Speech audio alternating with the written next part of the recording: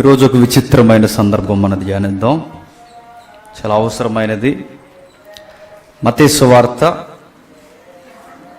అందరూ బైబిల్ తీయండి. మత్తయి సువార్త 5వ అధ్యాయం.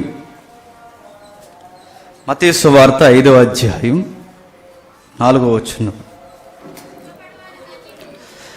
దుఃఖపడువారు ధన్యులు, వారు ఓదార్చబడుదురు. ఈ ఒక్క మాట ఈరోజు మనం ధ్యానించవలసిన అవసరం మాకు ఉంది. యేసుక్రీస్తు వారు చేసిన ప్రసంగాలలో ఇది బహుశా రెండో ప్రసంగం అనుకోవచ్చు. ఇది కొండ మీద ప్రసంగం అని పేరు పెట్టారు. 5వ అధ్యాయం నుంచి సుమారుగా 7వ అధ్యాయం వరకు ఇది కొండ మీద చేసిన ప్రసంగం. అయితే ఈ కొండ మీద ప్రసంగంలో యేసుక్రీస్తు వారు కొన్ని అమూల్యమైన సందేశాలలో కొన్ని మాటలు ఒత్తిడి తీసుకొచ్చాడు. ఆయన ఆ మాటల్లో ఒక మాట, దుఃఖపడువారు ధన్యులు, వారు ఓదార్చబడుదురు. దుఃఖపడువారు ధన్యులు, వారు ఓదార్చబడుదురు. దుఃఖపడువారు ధన్యులు. లోకం ఏమంటుందంటే దుఃఖం నుండి పారిపో అంటుంది, సంతోషాన్ని ఎత్తుక్కో అంటుంది. నువ్వెప్పుడు ఆనందంగా ఉండడానికి చూడు, దేని గురించి ఫీల్ అవ్వకు అంటుంది. ఏంటి? లోకం. లోకానికి విరుద్ధంగా దేవుడు చెబుతున్నది ఏంటంటే మీరు దుఃఖపడండి, అప్పుడు మీకు ధన్యత వస్తుంది. లోకానికి యేసుక్రీస్తు వారు చెబుతున్న దానికి చాలా వ్యత్యాసం మనకు కనబడుతుంది. ఈరోజు చాలా డిస్టర్బెన్స్ ఉంది. సౌండ్ ఎక్కువ పెట్టారా?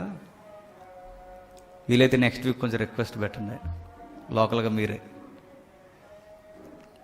అడగండి, బర్లేదు, తగ్గిస్తారు. ఓకే.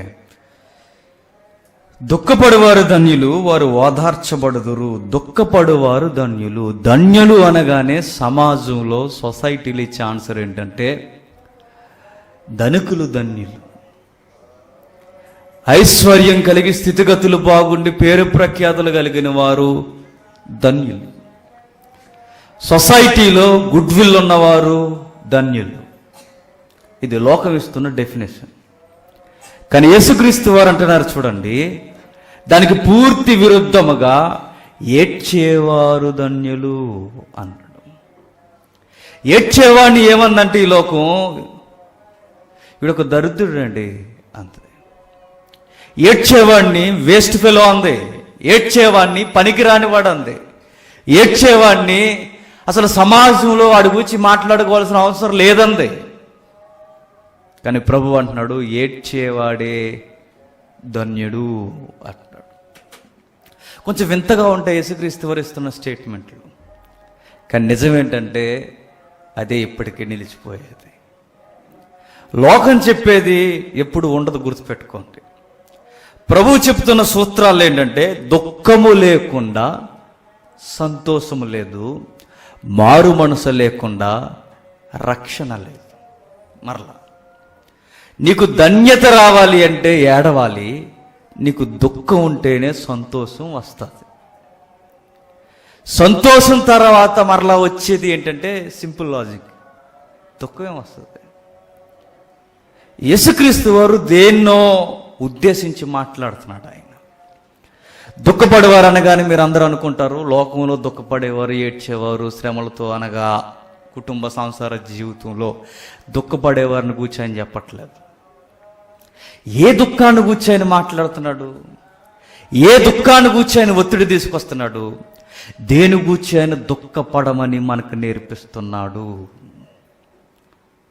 దుఃఖపడేవారు ధన్యులు అని ధన్యత వచనాన్ని ఆయన కొండ మీద ప్రసంగంలో ఆయన ప్రస్తావిస్తున్నాడు. అది ఈ కొండ మీద ప్రసంగం స్టార్ట్ అవడానికి కారణం ఏంటంటే యేసుక్రీస్తు వారు అలా వెళ్ళి కొండ మీద కూర్చున్నారట. శిష్యులు ఆయన దగ్గరకు వచ్చి ఏమన్నా చెప్పవా అన్నట్టు చూశారట. శిష్యులందరూ ఆయన దగ్గరకు వచ్చేసరికి శిష్యులకే కాదు జన సమూహానికి కూడా అందరికీ అర్థమయ్యేలా ఒక లోతైన వర్తమానాన్ని అందిస్తున్నాడు ఆయన. నిజానికి ఆయన మాట్లాడొచ్చు ప్రసంగం స్టార్టింగ్లోనే ప్రపంచంలో అనలా. మనం స్టార్ట్ చేస్తేనే ఆ పెద్ద పదాలు ఉపయోగిస్తాం. సమాజంలో అనలా, యేసుక్రీస్తు వారు దేని గురించి అని మాట్లాడుతున్నాడు చూడండి. మనం ఎప్పుడు ఎలా మాట్లాడతామంటే మనం వేరు, మనం ఏదో అన్నట్టు మాట్లాడతాం. కానీ యేసుక్రీస్తు వారిని చూడండి, ఒక వ్యక్తి దేవునితో ఎలా ఉండాలో అదే ఫస్ట్ స్టార్ట్ చేస్తున్నాడు. ఆయన స్టార్టింగ్ ఏమి చెప్తున్నాడో చూడండి. ఆత్మ విషయమై దీనులైన వారు ధన్యులు. ఆత్మ విషయమై దీనులైన వారు ధన్యులంటే, ఆత్మలో దీనులంటే, ఆత్మలో దీనత్వం అంటే, ఆ మాట మనకు అర్థం కావాలి అంటే ఈ రెండో మాట ఈజీగా మనకు అర్థం అవ్వాలి. ఈ రెండో మాట మనకు అర్థమైతే మిగిలిన మాటలన్నీ మనకి అర్థమైపోతాయి. దీనులైన వారు అనగానే బాగా వినండి, మౌనంగా ఉండేవారని కాదు, అలా డెఫినేషన్స్ ఇవ్వకండి. దీనులైన వారు అనగానే ఆయిల్ పెట్టుకుని పక్కపాపుడు తీసుకునేవాడు కాదు. దేనత్వం అంటే ఏంటంటే తక్కువ మాట్లాడడం అని కాదు. దేనత్వం అంటే తన ఆత్మ విషయంలో తన స్థితి ఏంటో, దేవుని ఎదురు తన పరిస్థితి ఏంటో గుర్తించుకునేవాడు దేనత్వం. అర్థం కాలేదు కదూ? అందుకే ఈ రెండో వచనం, అదే రెండవ మాట. దుఃఖపడేవారు ధన్యులు, వారు ఓదార్చబడుదురు. బాగా వినండి, దుఃఖపడితే ధన్యత వస్తుంది అంటున్నాడు. ఇప్పుడు మనకు వచ్చే బిగ్గెస్ట్ క్వశ్చన్ ఏంటంటే, ఎలా దుఃఖపడాలి? మౌత్ పెట్టుకుని అందరి ముందు ఏడవాలా, లేకపోతే ఇలా పబ్లిసిటీ చేసుకోవాలా? నేను ఏడుస్తున్నానని నా ముఖం వికారంగా పెట్టుకొని నేను ఫీల్ అవుతున్నాను తెలుసా అన్నట్టు జీవిస్తాం కొన్నిసార్లు మనం. కొంతమంది కావాలని ముఖం పెడతారు, దాని అర్థం ఏంటి? నేను ఫీల్ అవుతున్నానని నువ్వు నన్ను గుర్తించు అని దాని అర్థం. ఎటురు ఎలా ఉన్నావు అని అనేంత వరకు ఆడ మొహం అలానే ఉంటుంది. ఎటురే డల్లా కనబడుతున్నావు అని అనాలి. అలా అనలేదనుకోండి మనకి ఇంకా అర్థమయ్యేలా, రే తిందారంటే తినరా అంటాడు.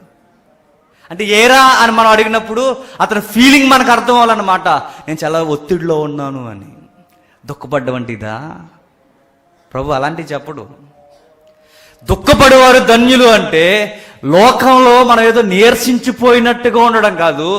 దుఃఖపడేవారు ధన్యులు అని నా ధన్య జీవితాన్ని గురించి ఆయన మాట్లాడుతున్నాడంటే నాకు ఎలా దుఃఖపడాలో అర్జెంటుగా తెలియాలి. అది తెలియకపోతేనట నేను దేవుని ఎదుట సరి అయిన దృక్కోణంలో లేనట. దృక్కోణం అనగానే రకరకాల డెఫినేషన్స్ ఇవ్వకండి. దృక్కోణం అనగానే ఏకకోణంలో అని. ఆయన కేంద్రీకరించి చూస్తున్నప్పుడు, ఆయన కేంద్రీకరించి మన మీద మనసు పెడుతున్నప్పుడు మనం ఎలా ఉండాలో దేవుడు చూస్తాడట. ఇశ్రాయేలీయులు బాగా గుర్తించండి, దుఃఖపడడానికి కొన్ని భంగిమలు చేసేవారు. వాళ్ళు బూడిద జల్లుకోవడం, గోనె బట్టలు కట్టుకోవడం, వస్త్రాలు ఇలా చింపుకోవడం, చింపుకున్న తర్వాత దీన మొక్కాన పెట్టుకుని సమాజంలో కూర్చొని రొమ్ములు బాదుకోవడం, ఇది దుఃఖపడడం అన్నట్టు వాళ్ళు వ్యక్తీకరించారు. భక్తికి డెఫినేషన్ ఇచ్చారు. అది ఒక విధముగా తగ్గించుకోవడమే, కానీ ఆ తగ్గించుకోవడమే బాహాటపు ప్రదర్శన అయిపోయింది. ఎప్పుడు గుర్తుపెట్టుకోండి, బాహాటపు ప్రదర్శన దేవుని ఎదుట ఎట్లా ఉంటుందో తెలుసా? చాలా చండాలంగా ఉంటుంది. ఈరోజు మనకు అర్థం కావాలి. ఈరోజు భక్తి అనగానే తార్కాణాలు ఏమిస్తున్నారంటే సమాజం మనల్ని చూడాలి, సమాజం మనల్ని గుర్తించాలి, ఇటు చాలా మంచోడని మనల్ని గుర్తించాలి అన్నట్టుగా మన ఫీల్ ఉంది ఈరోజు. అలానే చేస్తున్నాం, అలాగే వ్యవహరిస్తున్నాం. ఇవన్నీ అక్కడ వరకు ఎందుకండి? క్రిస్టియానిటీలో ఎవరికైనా చిన్న సహాయం చేస్తే ఎంత పబ్లిసిటీ చేస్తున్నాం మనం. అరే నువ్వు వచ్చింది ఎవరికి తెలియకూడదన్నా కానీ పబ్లిసిటీ చేస్తున్నావంటే భక్తి రోజు రోజుకి నీరసించిపోతుంది అన్నమాట. అందుకే ఇలాంటి భంగిములు చేసేవాడిని లేదా ఇలాంటి ప్రదర్శన చేసేవాడిని ఏమని అడుగుతున్నాడు చూడండి ఒకసారి. క్రీస్తు పూర్వం నుండి యోవేలు గ్రంథం 2వ అధ్యాయం, యోవేలు గ్రంథం 2వ అధ్యాయం 13వ వచనం. యోవేలు గ్రంథం 2వ అధ్యాయం 13వ వచనం. ఓషియా తర్వాత ఉంటుంది. మీకు ఎక్కాలు అప్పచెప్పించుకున్నట్టు అప్పచెప్పించుకోవాలి పుస్తకాలు ఈసారి. 2వ అధ్యాయం 13వ వచనం. మీ దేవుడైన యెహోవా కరుణావాత్సల్యము గలవాడును శాంతమూర్తియు అత్యంత కృపగలవాడునయుండి తాను చేయనుద్దేశించిన కీడును చేయక పశ్చాత్తాపపడును గనక నీ వస్త్రములను కాక మీ హృదయములను చింపుకొని ఆయన తట్టు తిరుగుడి. దుఃఖపడేవారు ధన్యులు అనగానే ప్రభు ఇస్తున్న మరొక మాట ఏంటంటే, క్రీస్తు పూర్వమే ఆయనకి మీరు నచ్చాలి అంటే వ్యక్తి ద్వారా ప్రేరేపించి మాట్లాడుతున్న మాటలు ఇవి. ఈ గ్రంథకర్త ద్వారా ప్రేరేపించి మాట్లాడుతున్న మాటలు ఇవి. ఏమని రాస్తున్నాడు చూడండి, మీరు చింపుకోవలసింది, మీరు ప్రదర్శన చేయవలసింది సమాజంలో కాదు, మీరు చింపుకోవలసింది మీ హృదయాన్ని, మీ గుండెల్ని చించుకోండి, ఆయన ఎదుట ఒప్పుకోండి, మీ గుండెలు బాదుకోండి, మీ హృదయాన్ని ఇరిగి నలిగే హృదయంగా మార్చుకోండి. అప్పుడు ఆయనకు నచ్చుతారు మీరు. అంటే దుఃఖపడేవారు అనగానే వారంట వస్త్రాలు చింపుకొని బూడిదలో కూర్చునేవారట. ఎవరు? మన పితరులు ఇశ్రాయేలీయులు. దుఃఖపడేవారు అనగానే భంగి ప్రదర్శన చేశారు.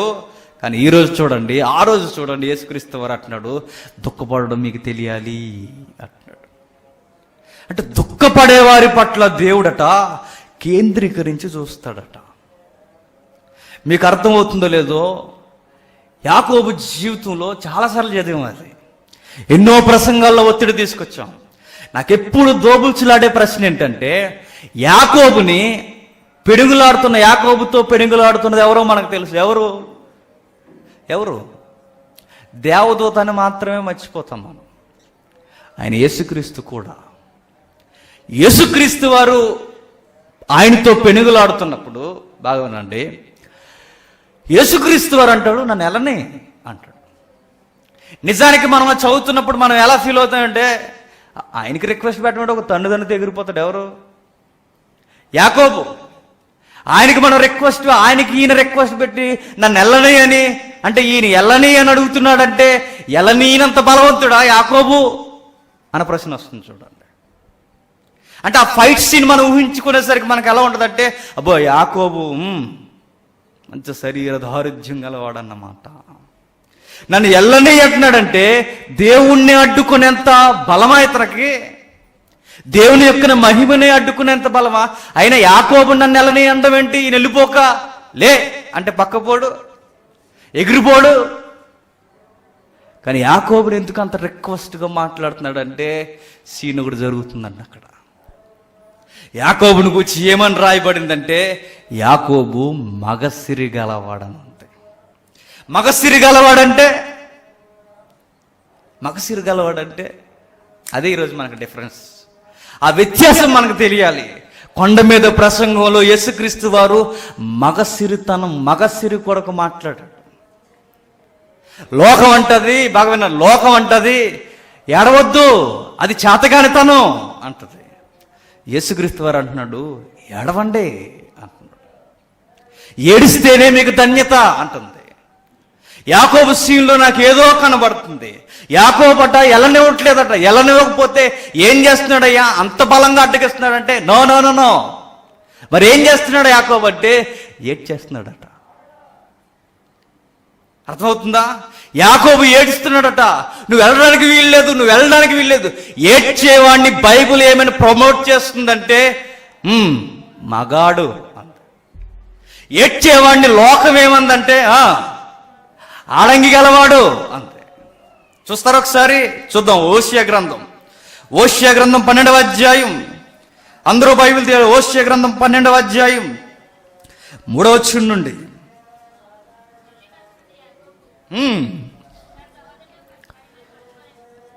గట్టిగా చదివే.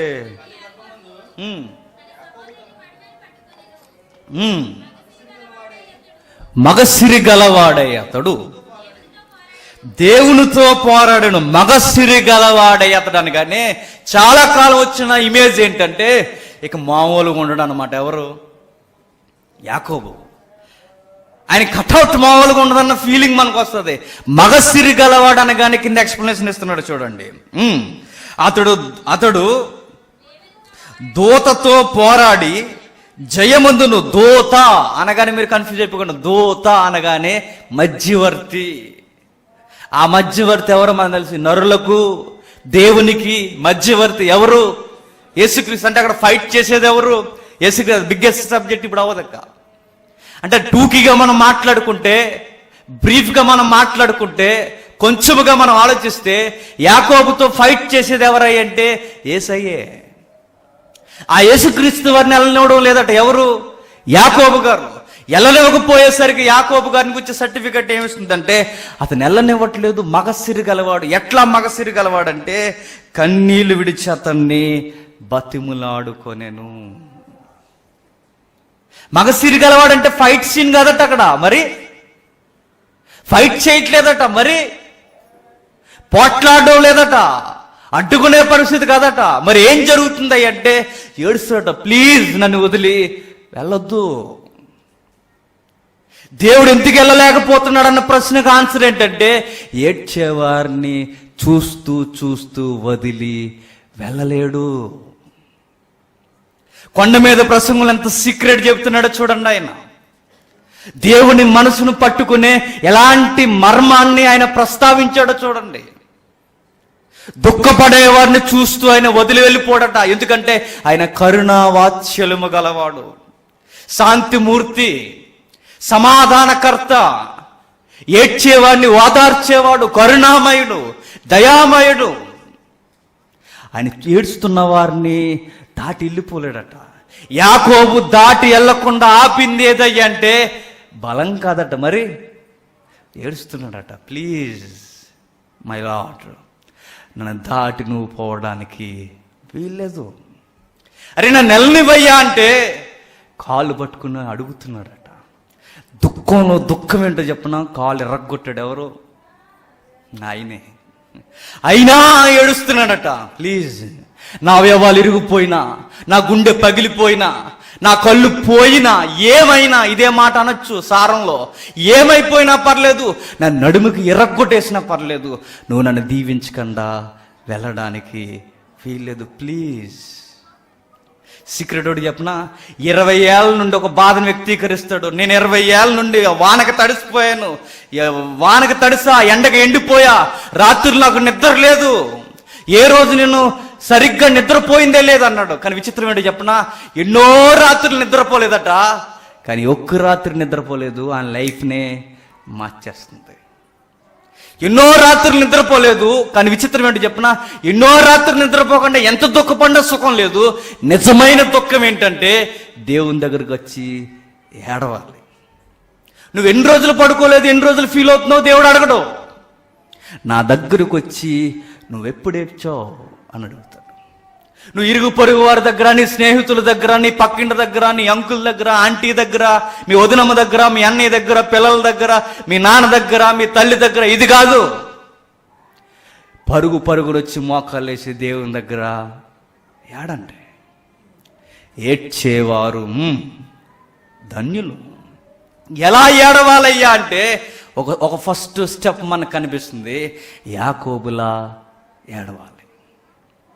దుఃఖపడేవారు ధన్యులను ఒక ట్యాగ్ లైన్ ఇచ్చినట్టు ఇచ్చాడు యేసుక్రీస్తు వారు. దాని లోపేంటో మనకు తెలియాలంటే ఈ దివ్య గ్రంథాన్ని మనం పరిశీలిస్తున్నప్పుడు ఎలా ఏడవాలో నాకు నేర్పిస్తుంది. మీ ముందు నేను ఏడవలసిన అవసరం లేదు, నా ముందు మీరు ఏడవలసిన అవసరం లేదు. మనం ఏడ్చే గడియలు ఉంటాయట, అది ఎవరి ఎదుట ఏడవాలట? దేవుని ఎదుట. దేని కొరకు ఏడవాలంటే యేసుక్రీస్తు వారు అంతా చెబుతున్నది ఆధ్యాత్మిక తీవ్రత కొరకే. దేని కొరకు నేను ఏడవాలయ్యా అంటే నాకు సొమ్ము రాలేదని ఏడవకూడదట, నాకు ప్రమోషన్ రాలేదని ఏడవకూడదట, నా చదువుల కొరకు, ఈరోజు ఏదో రాస్తున్నారు పంచాయతీ సెక్రటరీ కొరకు, వీటి కొరకు కాదట నేను ఏడవలసింది. నేను ఏడ్చేది వీటి కొరకు కాదట. మరి నేను దేని కొరకు దుఃఖపడాలంటే, మనం కాంపిటేటివ్ ఎగ్జామ్ రాశాను, 1 మార్కులో పోయిందని నేను ఉపవాసం ఉండకూడదట. మరి నేను దేని కొరకు ఏడవాలంటే నా స్థితిని ఎదుట బాలేదని ఏడవాలట. నా లైఫ్ స్టాండింగ్ నీ ఎదుట బాలేదు ప్రభువా, ఏ విధముగా చూసినా నీ ఎదుట నేను దుర్మార్గుడను, పాపాత్ముడను, నీ ఎదుట కనీసం నిలబెట్టడానికి, నిలబడి తలెత్తడానికి కూడా అర్హత లేని వాడిని, ప్లీజ్ అని పాదాలు పట్టుకుని ఆడవాలట, నన్ను దాటిపోవద్దయ్యా అని. మరొక క్లాసిక్ ఎగ్జాంపుల్ ఉంది బైబిల్లో. ఒకరోజు ఒక పరిసయ్యుడు యేసుక్రీస్తు వారిని బహుశా లంచ్కి అయి ఉంటుంది, లంచ్కి పిలిచాడు. భోజనానికి వెళ్ళిన తర్వాత స్పీకర్స్ ఎవరైనా వస్తున్నారంటే ఐటమ్స్ ఎలా ఉంటాయి ఒకసారి నాతో ఒక వారం తిరగండి చూపిస్తా. వద్దన్నా వండుతారు, సింపుల్గా ఉండండి అన్న ఉంటారు. ఎందుకంటే వాళ్ళ లవ్ ఎక్స్ప్లెనేషన్ అన్నమాట. విచిత్రం ఏంటంటే యేసుక్రీస్తు వారే లంచ్కి వస్తున్నారంటే మామూలుగా ఉండదు, మెను డిస్ అదిరిపోయి ఉంటుంది ఆ రోజు. యేసుక్రీస్తు వారి ఐటెం చూసి అబ్బాయి బాగుందయ్యా అని ఫీల్తోనే వండుతారు, వండరు. ఇప్పుడు మేము ఇప్పుడు ఎవరైనా మనకు వండారు అనుకోండి, వెళ్ళేటప్పుడు చిన్న మాట అనాలన్నమాట, మా కర్రీస్ చాలా బాగున్నాయి అనగానే అంతే, ఇంకా అంతే సంగతులు. ఇంకా ఆ మాట కొరకే, నిజానికి ఏలం చేస్తున్నాను కాదు, కానీ తింటున్న వ్యక్తిని మెప్పించాలని వండుతారు. యేసుక్రీస్తు వారిని కూడా అనేక ఐటమ్స్తో నాకు తెలిసి కుమ్మేసి ఉంటారు ఆ రోజు. కానీ విచిత్రం ఏంటో చెప్పిన, ఐటమ్స్ మీద మనసు లేదు ఆయనకి. భోజనం దగ్గర కూర్చున్నాడట, ఎలా కూర్చుంటారు యూదులు కూర్చుని తినే విధానం వేరు. వజ్రాసనం తెలుసు కదా, వజ్రాసనం తెలీదా? తెలియకపోతే అయిన తర్వాత కనమండి వేయిస్తాను. వజ్రాసనం అంటే మోకాలు రెండు వెనక్కి ఇరిచి, అదే కాళ్ళు వెనక్కి ఇరిచి దాని మీద కూర్చోడు. ఎక్కువగా యూదులు ఈ స్టైల్లోనే కూర్చునేవారు. ఇలా కూర్చుని ఉన్నారు లంచ్ ఆర్ డిన్నర్ ఏదో ఒకటి, మొత్తం మీద ఫుడ్. కూర్చోడానికి ఉన్నప్పుడు ఎవరో ఒక స్త్రీ అట అలా మెల్లగా ఎలా వచ్చిందో తెలియదు, అలా వెనక్కి వచ్చిందట. ఆయన పాదాల దగ్గరికి వచ్చి అలా దిగిపోయి ఆయన పాదాలు పట్టుకొని ఏడుస్తుందట. ఏడుస్తూ ఆ కన్నీళ్లతో ఆ పాదాలు కడుగుతుందట. అప్పుడు యేసుక్రీస్తు వారు అంటాడు, నీ ఐటమ్స్ బాగున్నాయి పరిసేయుడు అనలా, నీకు విషయం తెలుసా, ఇక్కడున్న అట్మాస్ఫియర్ అన్నిటికన్నా ఈమె ఏడ్చే విధానం నాకు నచ్చింది అన్నాడు. ఏడ్చేవారిని ఎలాంటి పరిస్థితుల్లో ఉన్న దేవుడు వారి మీదే దృష్టి కేంద్రీకరిస్తాడు. చూద్దాం ఒకసారి లూకా సువార్త 7వ అధ్యాయం, లూకా సువార్త 7వ అధ్యాయం సందర్భంతో చూద్దాం. ఈ 36వ వచనం నుండి, పరిసయ్యులలో ఒకడు తనతో కూడా భోజనం చేయవలనని ఆయన అడిగను. ఆయన పరిసయ్యుని ఇంటికి వెళ్ళి భోజన పక్తిని కూర్చుని ఉండగా ఆ ఊర్లో ఉన్న పాపాత్మురాలైన ఒక స్త్రీ, ఎవరివిడ, ఎలా ఏడవాలి, దేని కొరకు ఏడవాలి, దుఃఖపడేవారు ధన్యులని యేసుక్రీస్తు చెబితే ఎలా దుఃఖపడాలో నాకు పెద్ద ప్రశ్న ఎదురవుతే, దేని కొరకు దుఃఖపడాలో నాకు ప్రశ్నల పరంపర నన్ను కొనసాగిస్తే ఎలా దుఃఖపడాలో మరొక సందర్భం దివ్య గ్రంథం మనకు చెబుతుంది. ఆమె ఏడ్చేది దేని కొరకయ్యా అంటే గుర్తుపెట్టుకోండి, ఈ భోజన భక్తిలో నాకు ప్లేస్ లేదని ఏడవట్లా. మన ముఖం ఎక్కడ చిన్నపోద్ది, ఆడికి ప్లేట్ పెట్టే మనకు ప్లేట్ పెట్టకపోతే అయిపోద్ది, ఇంకంతే. ఒక గట్టి ఆయనకి ఎక్కువ వేసామంటే ఇంకొద్దు, నాకు వద్దని చెప్పానా అంటాం మనం. ఎందుకు, నువ్వు వేసేటప్పుడు సమానంగా వేయాలి, అతను ఇంట్రెస్ట్గా చూసి నన్ను తక్కువ చూడటం ఏంటి? ఈ విధమైన దుఃఖ వ్యక్తీకరణ కాదు ఆవిడది. తిండి గోల కాదు, ప్లేస్ కోసం కాదు, గౌరవం కోసం కాదు. తన వారి మధ్య, అది పరిశైలి మధ్య, ఇలాంటి పెద్ద పెద్ద మనుషుల మధ్య ఆవిడకున్న ట్యాగ్ ఏంటంటే ఆ ఊరిలో పాపాత్మురాలు. ఛీ ఆవిడా అంటారు అందరూ, ఏంటి ఆవిడా అని అడుగుతారు. అలాంటి ఆవిడ ఏడుస్తూ వచ్చేసిందట. ఎక్కడికి వచ్చింది? మినిమం ఎవరైనా ఉంటే ఆ టైంలో తిడతాం మనం, ఏమమ్మా బుద్ధి లేకుండా భోజనం చేస్తుంటే స్పీకర్స్ కనీసం అంటామా, పనిచేస్తుందని నీకు అంటాం. ఏంటది? సెన్స్. అవునండి మాట్లాడదురు కానీ ఏంటి, ఎందుకు అలా డిస్టర్బ్ చేసేస్తారు అంటే ప్రభు అంటాడంట, నువ్వు ఎక్కువ చేయకంటాడట మనల్ని. ఎవరిని? మనల్ని. ఎందుకేమంటాడంటే, ఎందుకు అలా అంటాడంటే గుర్తుపెట్టుకోండి, యేసుక్రీస్తు వారు భోజనం దగ్గర ఆమె వచ్చి ఏడుస్తున్నప్పుడు డిస్టర్బ్ ఫీల్ అవ్వట్లేదట. భోజనం కన్నా ఆయన ఎక్కువ ఆకర్షించేది ఏంటో చెప్పిన, ఆమె కన్నీళ్ళు. నిజానికి భోజనం దగ్గర మన మైండ్ ఎవరైనా డిస్టర్బ్ చేస్తే, ఆ టైంలో ఫోన్ వచ్చినా మనకు కరెక్ట్గా భోజనం టైంలో చేస్తాడు కంపెనీ వాడు ఫోను, చి అన్నాడు చూస్తాం మనం ఫోన్ వైపు. కరెక్ట్గా భోజనం టైంలో ఎవరైనా ఫోన్ చేస్తారు అనుకోండి, అప్పుడు ఎలా ఉంటుంది చెప్పండి? మంచిగా ఆకలేస్తున్నప్పుడు, మంచి ఐటమ్స్ కళ్ళ ముందు ఉన్నప్పుడు లాగి ఫోన్ ఒకటి కింద కొట్టాలనిపిస్తుంది. కానీ విచిత్రం ఏంటో చెప్పినా, ఆయన ఆహారం తినే టైంలో కూడా భూమి మీద ఉన్నప్పుడు ఏడుస్తున్న ఏడుపే ఆయనకి కడుపు నిండుగా అనిపిస్తుంది. చూడండి ఇంకా కిందకి పరిసయ్యుని ఇంట భోజనం చేయుచున్నాడని తెలుసుకుని ఒక స్త్రీ బుడ్డతో అత్తరు తీసుకుని వచ్చి వెనక తొట్టు ఆయన పాదముల యొద్ద నిలబడి ఏడ్చుచు కన్నీళ్లతో ఆయన పాదములు తడిపి తన తల వెంట్రుకలతో తుడిచి ఆయన పాదములు ముద్దు పెట్టుకుని అత్తరు వాటికి పూసెను. ఆయనను పిలిచిన పరిచయుడు అది చూసి, ఈయన ప్రవక్త అయిన తను ముట్టుకుని స్త్రీ ఎవతో ఎటువంటిదో ఎరిగియుండును, అది పాపాత్మురాలని తనలో తాను అనుకొనెను. జరిగిన కార్యము కాదట. మరేం చూస్తున్నారు? అసలు ఈయనేంటో తెలుసుకోవడానికి, వచ్చిన స్త్రీ యొక్క స్టాండింగ్ ఏంటో తెలుసుకోవడానికి ఎన్ని మాటలు ప్రయోగిస్తూ మనసులో తలపోస్తున్నారు చూడండి. అప్పుడు యేసుక్రీస్తు వారు అంటున్నాడు కిందికి, అందుకు యేసు, సీమోను, నీతో ఒక మాట చెప్పవల్లని ఉన్నాను, నువ్వు పెట్టిన ఫుడ్ అదిరిపోయిందయ్యా అల్లా. ఏం చెప్పాలనుకుంటున్నాడు చూడండి. అతడు బోధకుడా, అప్పుడు యేసు, అప్పు ఇంచు ఒకనికి 2 రుణస్థులు ఉండిరి, వారిలో ఒకరికి 500 దేనారములు మరి ఒకరికి 700 దేనారములను అచ్చి ఉండిరి. అప్పు తీర్చుటకు వారి వద్దకు ఏమీ లేకపోయిన కనుక అతడు వారిద్దరిని క్షమించెను. కాబట్టి వీరిలో ఎవడో అతనికి ఎక్కువగా ప్రేమించునో చెప్పమని అడిగాను. అందుకు సీమోను, అతడు ఎవరికి ఎక్కువ క్షమించునో వాడే అని నాకు తోచుచున్నదని చెప్పగా ఆయన, నీవు సరిగ్గా యోచించవని అతనితో చెప్పి అప్పుడు ఎక్స్ప్లెయిన్ చేస్తున్నాడు చూడండి. ఆ స్త్రీ వైపు తిరిగి సీమోను తిట్లను, ఈ స్త్రీ చూచుచున్నావే, నేను నీ ఇంటిలోనికి రాగానే నీవు నా పాదములకు నీళ్ళేయలేదు, కానీ తన కన్నీళ్లతో నా పాదములు తడివి తన తల వెంట్రుకలతో తుడిచెను. దేవుడు కోడుకునే ఆ గౌరవం వెంట చూడండి. నువ్వు కనీసం నా కాలు కడుక్కోవడానికి నీళ్ళివ్వలా. ఒకవేళ నువ్వు నీళ్ళు ఇచ్చిన దానికన్నా ఎక్కువ ఏదనుకుంటున్నా తెలుసా? కన్నీళ్లతో నా కాళ్ళు తుడిసింది, పాదాలు కడిగింది చూసావా, అది ఎక్కువయ్యా. నువ్వు నన్ను భోజనానికి పిలిచి ఇంత నన్ను గౌరవిస్తున్నావు, నీకన్నా ఎక్కువ గౌరవం నేను మనిషి నుంచి కోరుకున్నది ఏంటంటే తన పాపాలు ఒప్పుకోవడం.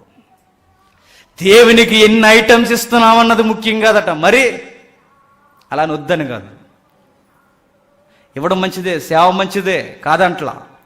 దానికన్నా ముఖ్యమైనది ఏంటంటే నీ గూర్చి ఆయన ఎదుట ఏడవాలి.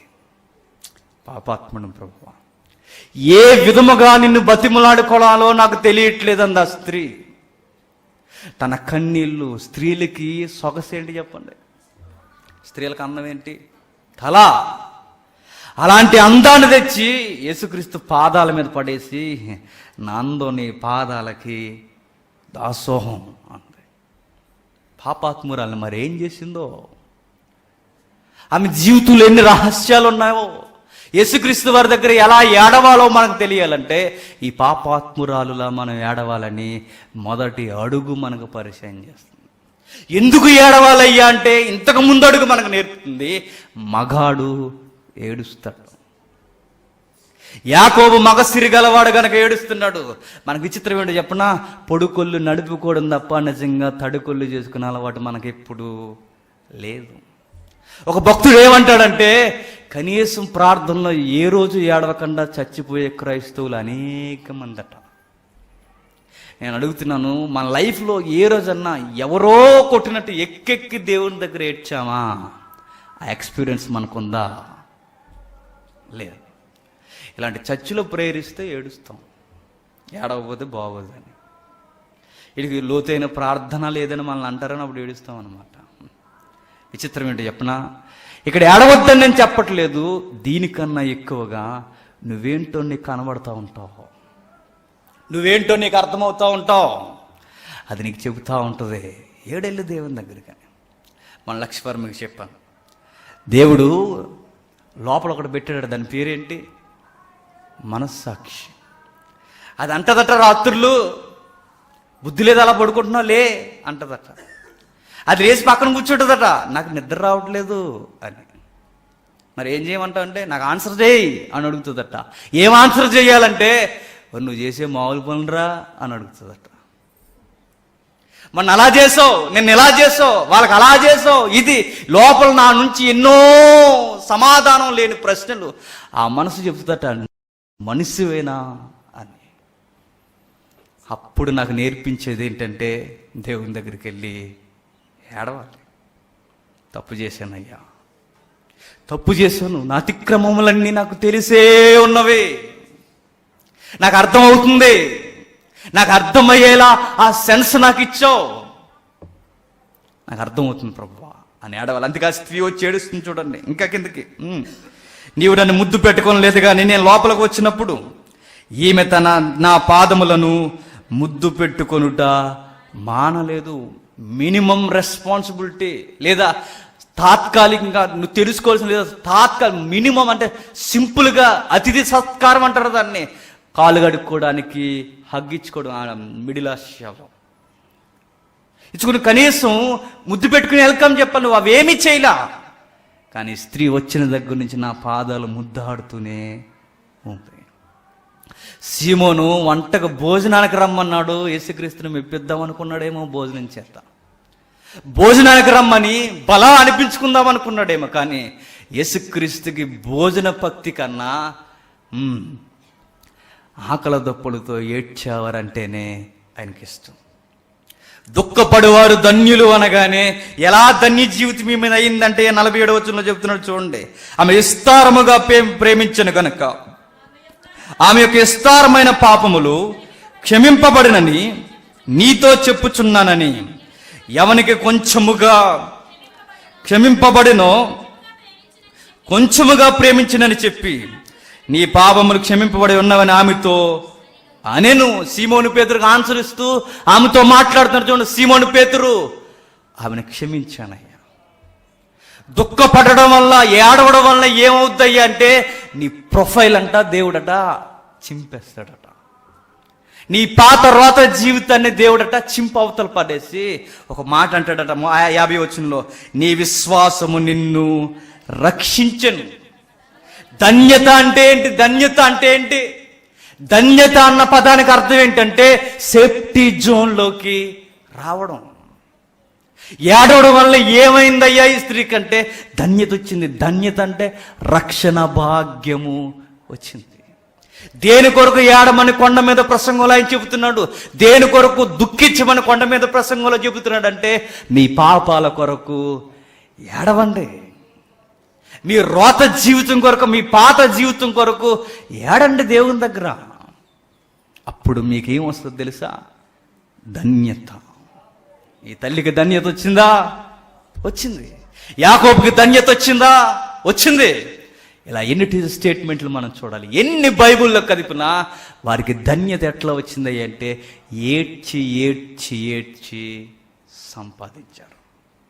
మరొక ప్రాముఖ్యమైన సంగతి, ఇప్పుడు ఏడకపోతే ప్రాబ్లమా అని మనకు ఒక మొండి ప్రశ్న వస్తుంది. ఒక విషయం చెప్పనా, లూకా గారు కొంచెం డిఫరెంట్గా రాశాడు. ఇదే మాటని కొంచెం డిఫరెంట్గా, కొంచెం డెప్త్గా ఇచ్చాడు ఆయన. ఆ మాట చూస్తే నిజంగా బాహ్యంగా మనం ఏడకపోవచ్చేమో కానీ హృదయం భయపడుతూ ఏడుస్తుంది. చూద్దాం ఒకసారి. లూకా సువార్త 6వ అధ్యాయం, లూకా సువార్త 6వ అధ్యాయం 21వ వచనం. లూకా సువార్త 6వ అధ్యాయం, మీరు తృప్తిపరచబడుదురు, ఇప్పుడు ఏడ్చుచున్న మీరు ధన్యులు. మరలా ఒకసారి చదవండి.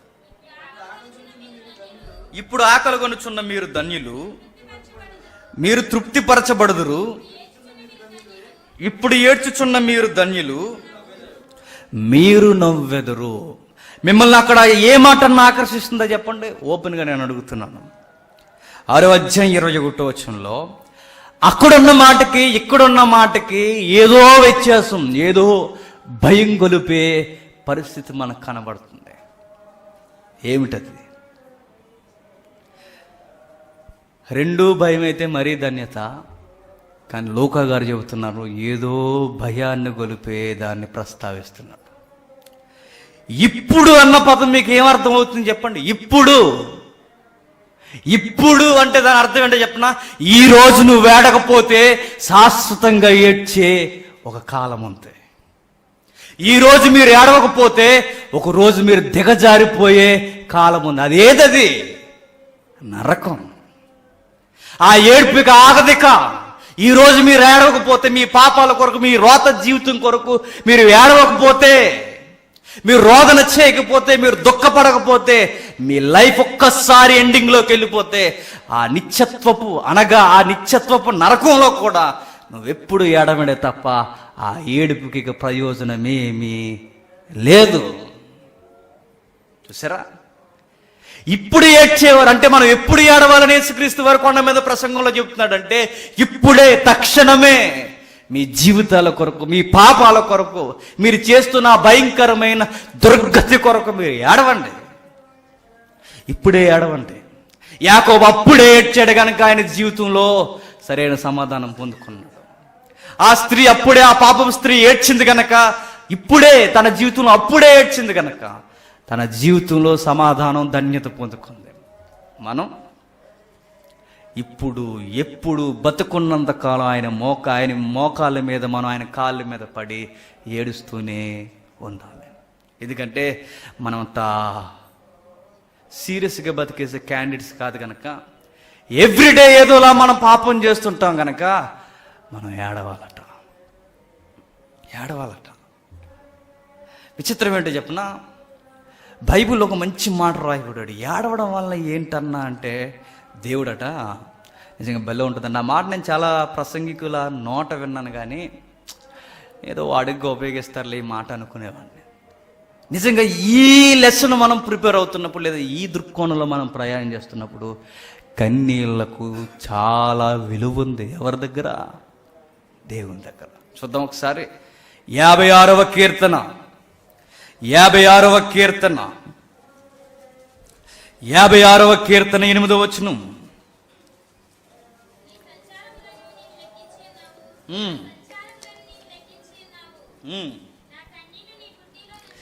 నా కన్నీళ్ళు నీ బుడ్డిలో నుంచబడి ఉన్నవి, అవి నీ కవులలో కానబడునుగాక. చూడండి ఏమంటున్నాడు. కన్నీళ్ళని దేవుడు ఏం చేస్తాడట? దాస్తాడట. బాటిల్స్లో ఆయన భద్రం చేస్తాడట. కన్నీళ్ళకి దేవుడు చాలా విలువనిస్తాడట. ఏడ్చే వాళ్ళని చూసి దేవుడు చాలా దృష్టి కేంద్రీకరించి చూస్తాడట. ఆ కన్నీళ్ళు కూడా భద్రం చేసి ఎంత ఏడ్చావో రాసుకుంటాడట. మనం ఎప్పుడన్నా ఏడ్చామా? ధారాళంగా చెప్పండి. ఒక గ్లాస్ ఏడ్చామా? స్పూన్ కూడా ఏడవడమ్మా. స్పూను డ్రాపులు, పోలియో డ్రాపులు వేస్తారు చూసారు, అలా ఏడుస్తాం మనం. టిక్కుమని 2 పడతాయి అన్నమాట. చాలే అన్నట్టుగా, ఎవరన్నా ఇదే ఎక్కువ అన్నట్టు. కానీ విచిత్రం ఏంటో చెప్పండి, ఒకరోజు నేను అనుకుంటాను వచ్చిన చదువుతున్నప్పుడు, ఏడ్చే వాళ్ళందరూ బాటిల్స్ ఆ రోజు ఆ ఎవెల్లో తీసుకొచ్చాడు అనుకోండి, పరలోకంలో మనకు బాటిల్ ఉండదు. అయ్యో 2 చుక్కలు ఆ వారిని పడ్డది ఉన్న ఆయన అంటారు. అక్కడ ఏడ్చే వాళ్ళు అందరూ భద్రం చేయబడ్డాయట, డాక్యుమెంట్స్లో రాశారట. వాళ్ళందరూ ఆ రోజు ఆ డెమో ఇచ్చినట్టు అలా ముందుకు వచ్చేసరికి, నాదేదంటే ఎంటీ బాటిల్ ఇస్తారు మన చేతికి. ఆ రోజు ఏడుద్దామన్నా ఏమీ ఉండదు, అక్కడ కన్నీళ్ళు ఉండవు. అందుకే ప్రభువు చెప్తున్నాడు చూడండి, దుఃఖపడువారు ధన్యులు, ఏడవండి, ఒరిగేదేమీ లేదు.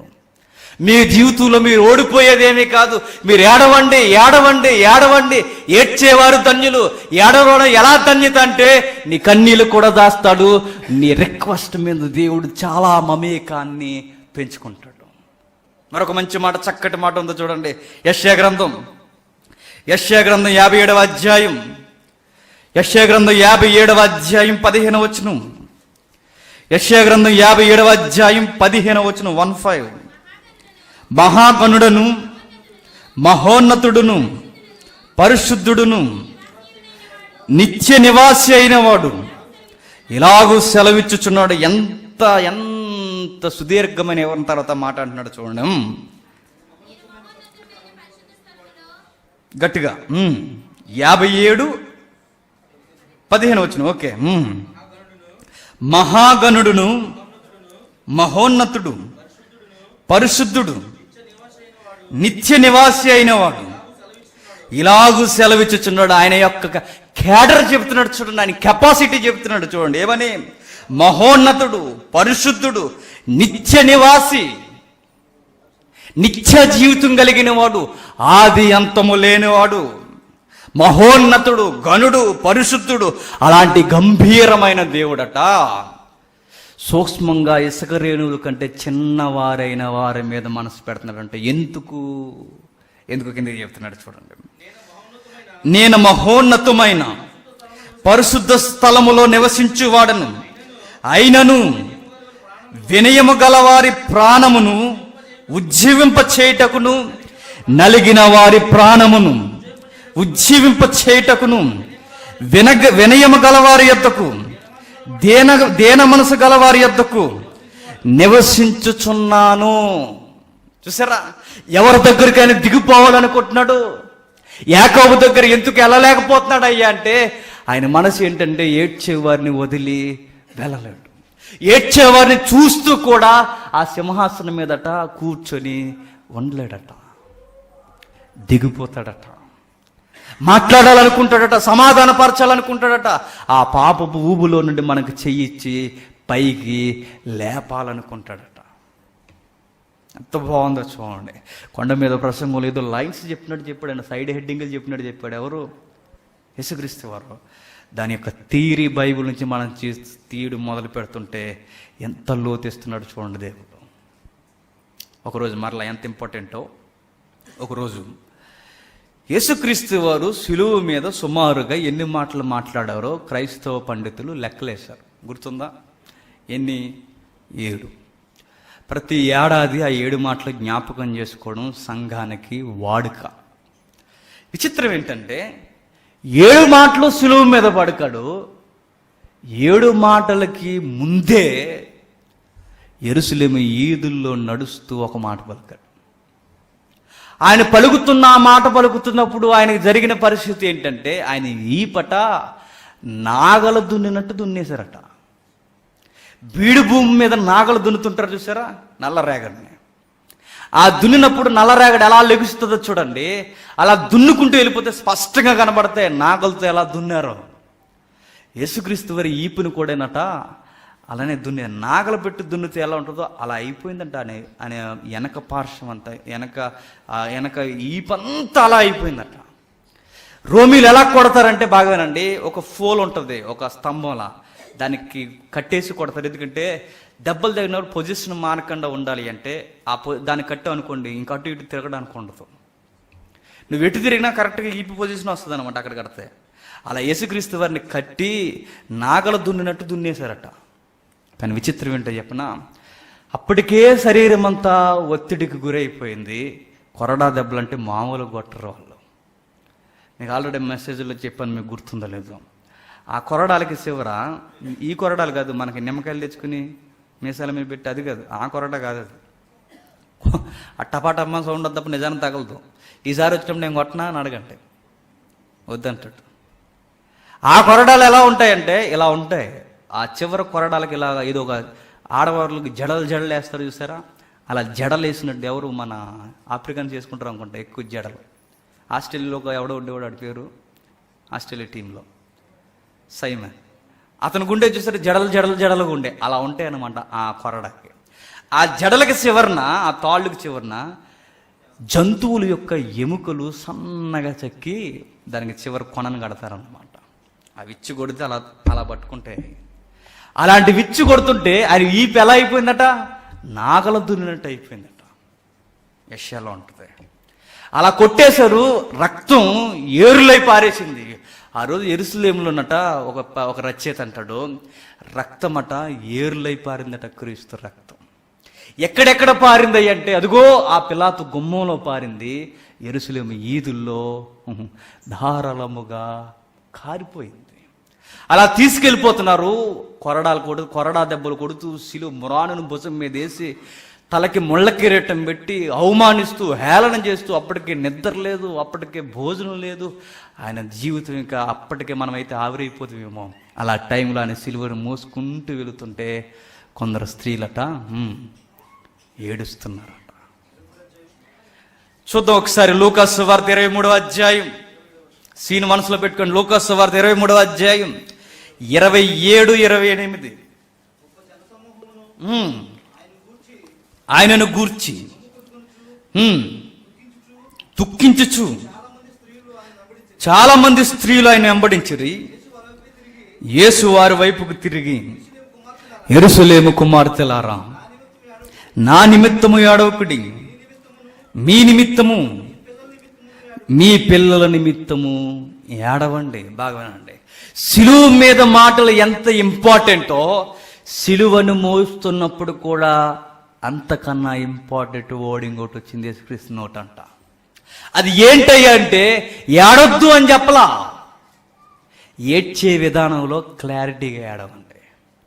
నా కోసం ఏడవద్దు, మరి మీ పాపాల కొరకు, మీ పిల్లల యొక్క భవిష్యత్తు కొరకు ఏడవండి, దుఃఖపడండి. ఏడవద్దని యేసుక్రీస్తు వారు చెప్పలేదు, సంతోషంగా ఉండండి, ఎవ్రీడే ఎంజాయ్ అలా ఆయన కొండ మీద ప్రసంగం దగ్గర నుంచి కలవరి కొండ మీదకి సిలువ మోస్తున్నప్పుడు కూడా ఆయన అంటున్న మాట ఏంటంటే ఏడవండి, దుఃఖపడండి.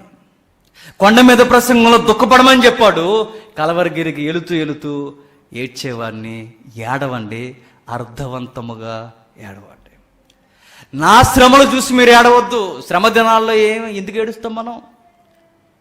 ఆయన కొట్టేశారని ఏడుస్తాం, అది ఆయనకి ఇంపుగా ఉండదట.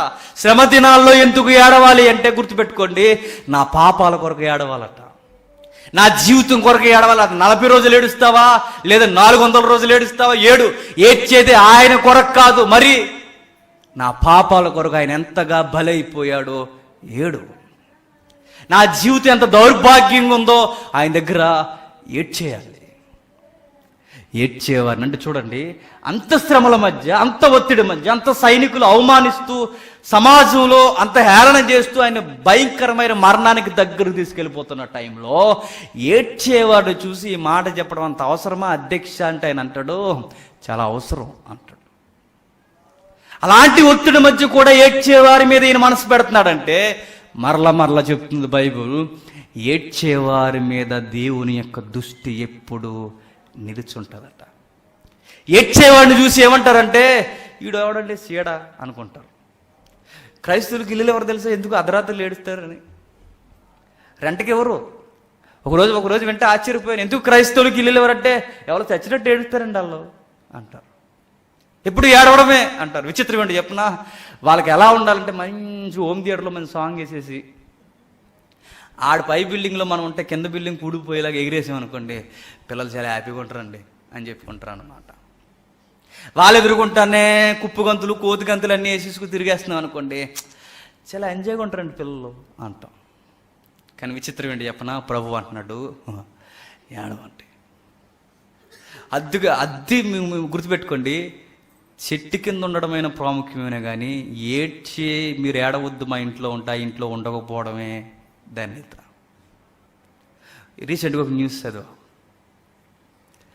అందులో ఏం జరిగిందంటే ఒక అద్దింట్లో ఉంటున్నాడు ఆయన. ఆ అద్దింట్లో ఉంటే వాళ్ళ అమ్మ ఇంక చనిపోద్దని డిసైడ్ చేసేసారు. వాళ్ళ మమ్మీ చనిపోతుందని డిసైడ్ చేసింది గవర్నమెంట్ హాస్పిటల్లో. ఇంటికి తీసుకొచ్చితే ఖచ్చితంగా చచ్చిపోతుంది, డాక్టర్లు చెప్పారు తీసుకెళ్ళిపోండి చచ్చిపోతుంది అని. తీసుకెళ్ళిపోతే అద్దింట్లో శవం లేసింది అనుకోండి, ఊరుకోరు తెలుసా, టౌన్లో అస్సలు ఊరుకోరు. అందుకేం చేయాలంటే గుర్తుపెట్టుకోండి, అద్దింట్లో శవం లేస్తే ఏమవుతుందో, ఏడిస్తే ఏమనుకుంటారని బతుకుండగానే వాళ్ళ తల్లిని శ్మశానంలో కప్పిటేశాడు. పేదవాణి యొక్క దరిద్రం ఎంత దరిద్రంగా ఉందో చూడండి. సరైన గూడు లేక తల్లిని కనీసం తీసుకెళ్ళి ముందు పెట్టుకుని ఏడవడానికి కూడా సొసైటీలో స్వతంత్రం లేక బతుకుండగానే తల్లిని తీసుకెళ్ళిపోయి పూర్తి చేసి రొమ్ములు బాదుకుంటూ ఏడుస్తున్నాడు. ఎందుకయ్యాలంటే క్రూరమైన పని చేసావంటే నేను అద్దింట్లో ఉంటున్నానండి అన్నాడు.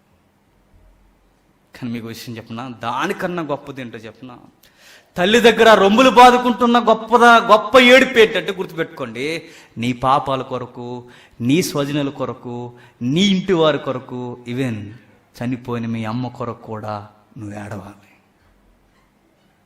తప్పు చేశాం ప్రభువా, మా జీవితాలను ఒక్కసారి ధన్య జీవితాలుగా మార్చు. మా జీవితాలు రమ్యమైనవి కావు. అలా ఏడ్చేవారు ధన్యులట. మరలా జ్ఞాపకం చేసుకుందాం, దుఃఖపడేవారు ధన్యులు అంటే ఫస్ట్ క్వశ్చన్ మనకి ఎలా దుఃఖపడాలో తెలియాలి, ఎందుకు ధన్యతో తెలియాలి. దుఃఖపడేవారు ధన్యులు అంటే ఎలా దుఃఖపడాలంటే ఇదిగో ఈ సందర్భాలన్నీ నాకు చెప్తున్నాయి. నువ్వు ఇలా దుఃఖపడు, ఇలా ఏడు ఆయన దగ్గర అని. దుఃఖపడడం వల్ల ఏంటయ్యి అంటే నీ కన్నీళ్ళు ఆయన భద్రం చేస్తాడు. దాని మీద కూడా స్కోర్ ఉంటుందట, దాని మీద కూడా మనకి ప్రతిఫలం దేవుడు దయచేస్తాడట. ధన్యత ఎలా వస్తుందయ్యా అంటే నీ పాపాలు ఎప్పుడైతే క్షమింపబడ్డాయో ఏడ్చేవారిని చూసి ఆయన దగ్గరకు వచ్చి ఏం చేస్తాడో తెలుసా? హత్తుకొని రక్షణిస్తాడట. ఎవరు ధన్యులు అంటే సిరి సంపదలు ఉన్నవాడు ధన్యుడు కదట, సమాజంలో పేరు ప్రఖ్యాతులు ఉన్నవాడు ధన్యుడు కదట, సొసైటీలో ఆయనకంటూ ఒక పదవి ఉన్నవాడు ధన్యుడు కదట. మరి ఎవరు ధన్యుడయ్యా అంటే దేవుడి దృష్టిలో విరిగి నలిగిన హృదయం కలిగిన వాడే ధన్యుడట. మరొక మంచి మాట చూద్దాం. కీర్తన 34వ కీర్తన 34వ కీర్తన 18వ వచనం. 34వ కీర్తన 18వ వచనం. విరిగిన హృదయం గల వారికి, నలిగిన మనసు గల వారికి ఆయన రక్షించును. ఎంత బాగుందో చూడండి. విరిగిన హృదయం గల వారికి ఏంటట? ఆసన్నుడు అంటే సమీపముగా వచ్చేస్తాడట, వెళ్ళలేడట. మనం దేవుని దగ్గర ఎప్పుడు గుర్తుపెట్టుకోండి, ఎప్పుడో పురాణ గాథలో, ఎప్పుడో బ్లాక్ అండ్ వైట్ మూవీలో చూసాం మన భారత కథ. అది ఎంతవరకు వాస్తవా ఏదైనా తర్వాత విషయం. ఆ పురాతనమైన కథలు ఏంటంటే ఒక ఆవిడ ఏం చేస్తుంటుంది, వెనకే వెళ్ళిపోతుంటుంది అనమాట. ఆయన వాహనం వేసుకుని సీరియస్గా వెళ్ళిపోతూ ఉంటాడు. ఆ వాహనం ఏంటో మీకు తెలుసు, ఏంటది? అదన్నమాట ఇశ్రాయేలు చేశారు కదా అరణ్యంలో, అది వేసుకుని ఆయన వెళ్ళిపోతుంటే ఈవిడ వెనకే వచ్చేస్తుంది. పద్యాలు 1-2 కాదు, ఇంకా మనకు అర్థమయ్యే ఏడిసే కదా, పాత సినిమా చూసుకోలేం. కానీ ఆ పద్యం మొదలెట్టేది ఆవిడ ఏడవడమే, ఏడుస్తూ. చివరికి ఆవిడ భరించలేక ఏం చేయమంటావమ్మా అంటే నా యజమాని వదిలే అని అడిగింది. కథ ఏదైనా కానీ కొంచెం అక్కడ ఒక మంచి టెంప్టేషన్ ఉంది. ఏంటంటే ఏడిస్తే దైవం కదలలేదు, ఆసన్నుడైపోతాడట. మరొక వింతైన కథ ఏంటంటే గుర్తుపెట్టుకోండి. ఒకడు ఏడ్చాడంటే బాగా ఏడిస్తే వాడిని తీసుకెళ్ళిపోయి ఆకలి దప్పులతో ఇలా అలమటించిపోతుంటే బాగా గుర్తుపెట్టుకోండి, శబాస్ నువ్వు, ఈ పదం అనొచ్చు అనకూడదు. ఈ రాత్రి మహోత్సవాల్లో కూడా, ఆ రాత్రి మహోత్సవాలు దేని రాత్రి మహోత్సవాలు అంటారో ఎదురు ఒక పదం ఉంటుంది, ఏంటి అది? ఈ రాత్రి మహోత్సవాల్లో కూడా ఉపవాసం ఉన్నవరా భక్త, అందుకే నువ్వు వచ్చావు కైలాసానికి అన్నాడట. అప్పుడు అన్నాడట, అయ్యా నేను ఉపవాసం ఉండక కాదు, ఆ ఇంటికి వెళ్ళాను ఈ ఇంటికి వెళ్ళాను, ఎవడ అనమెట్టకపోయేసారు కదా, ఆ ప్లాట్ఫామ్ మీద పడుకుని ఏడుస్తున్నాను. ఈ లోపల నువ్వు అది దాన్ని టెంప్ట్ అయిపోయి తీసుకొచ్చేసావు. ఇది కదా. కానీ బైబిల్ దేవుడు చూడండి, నువ్వేదో చేసాను టెంప్ట్ అయిపోడు, నీ హృదయాలట దగ్గరగా చూస్తాడట. నువ్వు ఎలా ఏడుస్తున్నావో గమనిస్తాడట. నువ్వేదో బుల్లు దుఃఖాలు పై కోటింగ్ కొడితే ఆయనకి తెలుసు, ఆయన బయట ఉన్న గాథలో ఉన్న ఆ కల్పింపబడిన దేవుడు కాదు. ఈ దేవుడు మానవ హృదయాలు ఎరిగినవాడు. ఏడ్చేవారు ధన్యులు. మరొకసారి ఆ మాట చదవండి. మత్తయి సువార్త 5వ అధ్యాయం ముగించుకుందాం. మత్తయి సువార్త 5వ అధ్యాయం 4వ వచనం. దుఃఖపడువారు ధన్యులు, వారు ఓదార్చబడుదురు. దుఃఖపడువారు ధన్యులు. మరొకసారి వెనక్కి. లోకం ఏమంటుంది? సంతోషంగా ఉండేవారు లైఫ్ అంటే వాడిదిరా అంటారు. లోకం ఏమంటదంటే ఎప్పుడు ఫ్యామిలీతో ఎంజాయ్గా ఉండేవారు జీవితాలంటే వాళ్ళరా ధన్య జీవితాలంటే. చూడండి ఎంత హ్యాపీగా ఉంటున్నారో అంటారు.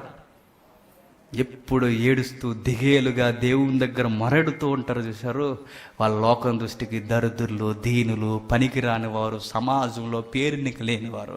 కానీ దేవుని దృష్టిలో ధన్య జీవులు, గొప్పవారు. మనం ఏడవాలి. ఏడ్చే అనుభవం లేకపోతే మదర్ తెరీసా అంటది, మదర్ తెరీసా గొప్ప ప్రార్థన చేస్తాంట తల్లి. ఆవిడేమంటుంది తెలుసా? గొప్ప ప్రార్థన చేస్తూ ఆవిడేమని పలికేదంటే పదే ప్రార్థనలు ఏం పలికేదంటే, నాకు ప్రార్థించడం నేర్పించు అని అడిగేదట. ప్రార్థించడం నేర్పించమని ఏ రోజన్నా ప్రార్థన కొరకు ప్రార్థన చేసామా? ఏదైనా 4 ముక్కలు అలాగా అసెంబ్లీలో చదివినట్టు చదువుతాం మనం, భారతదేశం మాతృభూమి అన్నట్టు. చెప్పకపోయినా అలా కలిపి వెళ్ళిపోతుంది అక్కడ.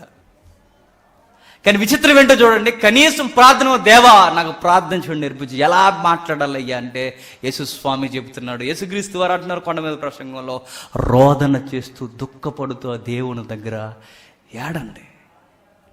ప్రార్థన ఎలా చేయాలంటే కొండ మీద ప్రసంగంలో ఎక్కువగా ఆ మాటలు ఎక్కడ ఒత్తిడి తీసుకొచ్చేవంటే ప్రార్థనలో తీసుకొచ్చేవే. దీనులైన వారు ధన్యులు అంటే దీనుడు అనగానే ఏంటి, సైలెంట్గా ఉండేవాడని కాదు. దీనుడు అనగానే నా ఆత్మీయ స్థితి ఏంటో నాకు అర్థం అవడం, నాకు ఎంత పాపపు రోగం ఉందో నాకు అర్థం అవడం, దేవుని యొక్క ఔన్నత్యం ఏంటో నాకు అర్థం అవడం, దేవుని ముంగిటి నేను నిలవలేనని నాకు అర్థం అవడం, నా ఆత్మ ఎంత కల్మసంతో నిండిపోయిందో నాకు అర్థం అవడం. అప్పుడు నేను చెప్పాలి, నేను పనికిరానివన్నీ నన్ను నేను ఒప్పుకొని దేవుని దగ్గర నా స్థాయి ఏంటో నేను ఒప్పుకుంటే అది దీనత్వం.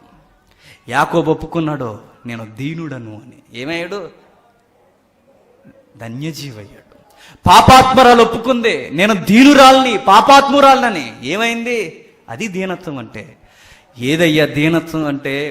అందరి దగ్గర వీడు చాలా సైలెంట్గా ఉంటాడని చెప్పించుకోవడం కదా. దీనత్వం అంటే ఏంటంటే, దేవుని ఎదుట ఏమాత్రం నేను మాట్లాడడానికి నాకు ధైర్యం లేదని నాకు అర్థం అవడం అంట. అది దీనత్వం. దీనత్వాన్ని గురించి ఒక రమ్యమైన కీర్తన ఉంది. ఆ కీర్తన మీద ఎన్నో సాంగ్స్ రాశారు క్రిస్టియానిటీలో. కానీ ఆ కీర్తన ఎన్నిసార్లు చదివినా దీనత్వం వస్తుంది. చదువు ఒకసారి 51వ కీర్తన. 51వ కీర్తన త్వరగా 51వ కీర్తన 2వ వచనం నుండి.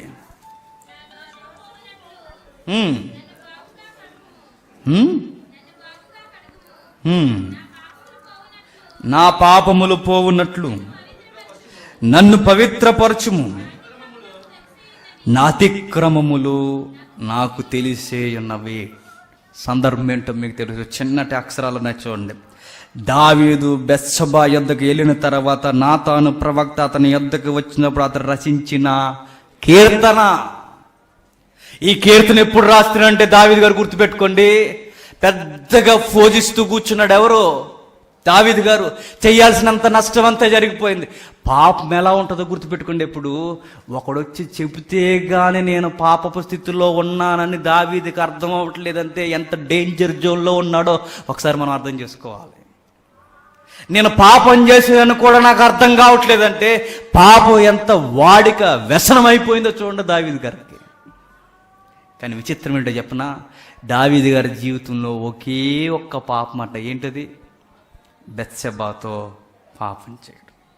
ఒక్క పాపం చేసిన వాడు ఎలా ఏడ్చాడా అంటే గుర్తుపెట్టుకోండి, పరుపు లేచిపోయేలా ఏడ్చాడట. ఏంటది? పరుపు కొట్టుకొని పోయేలా ఏడ్చాడట.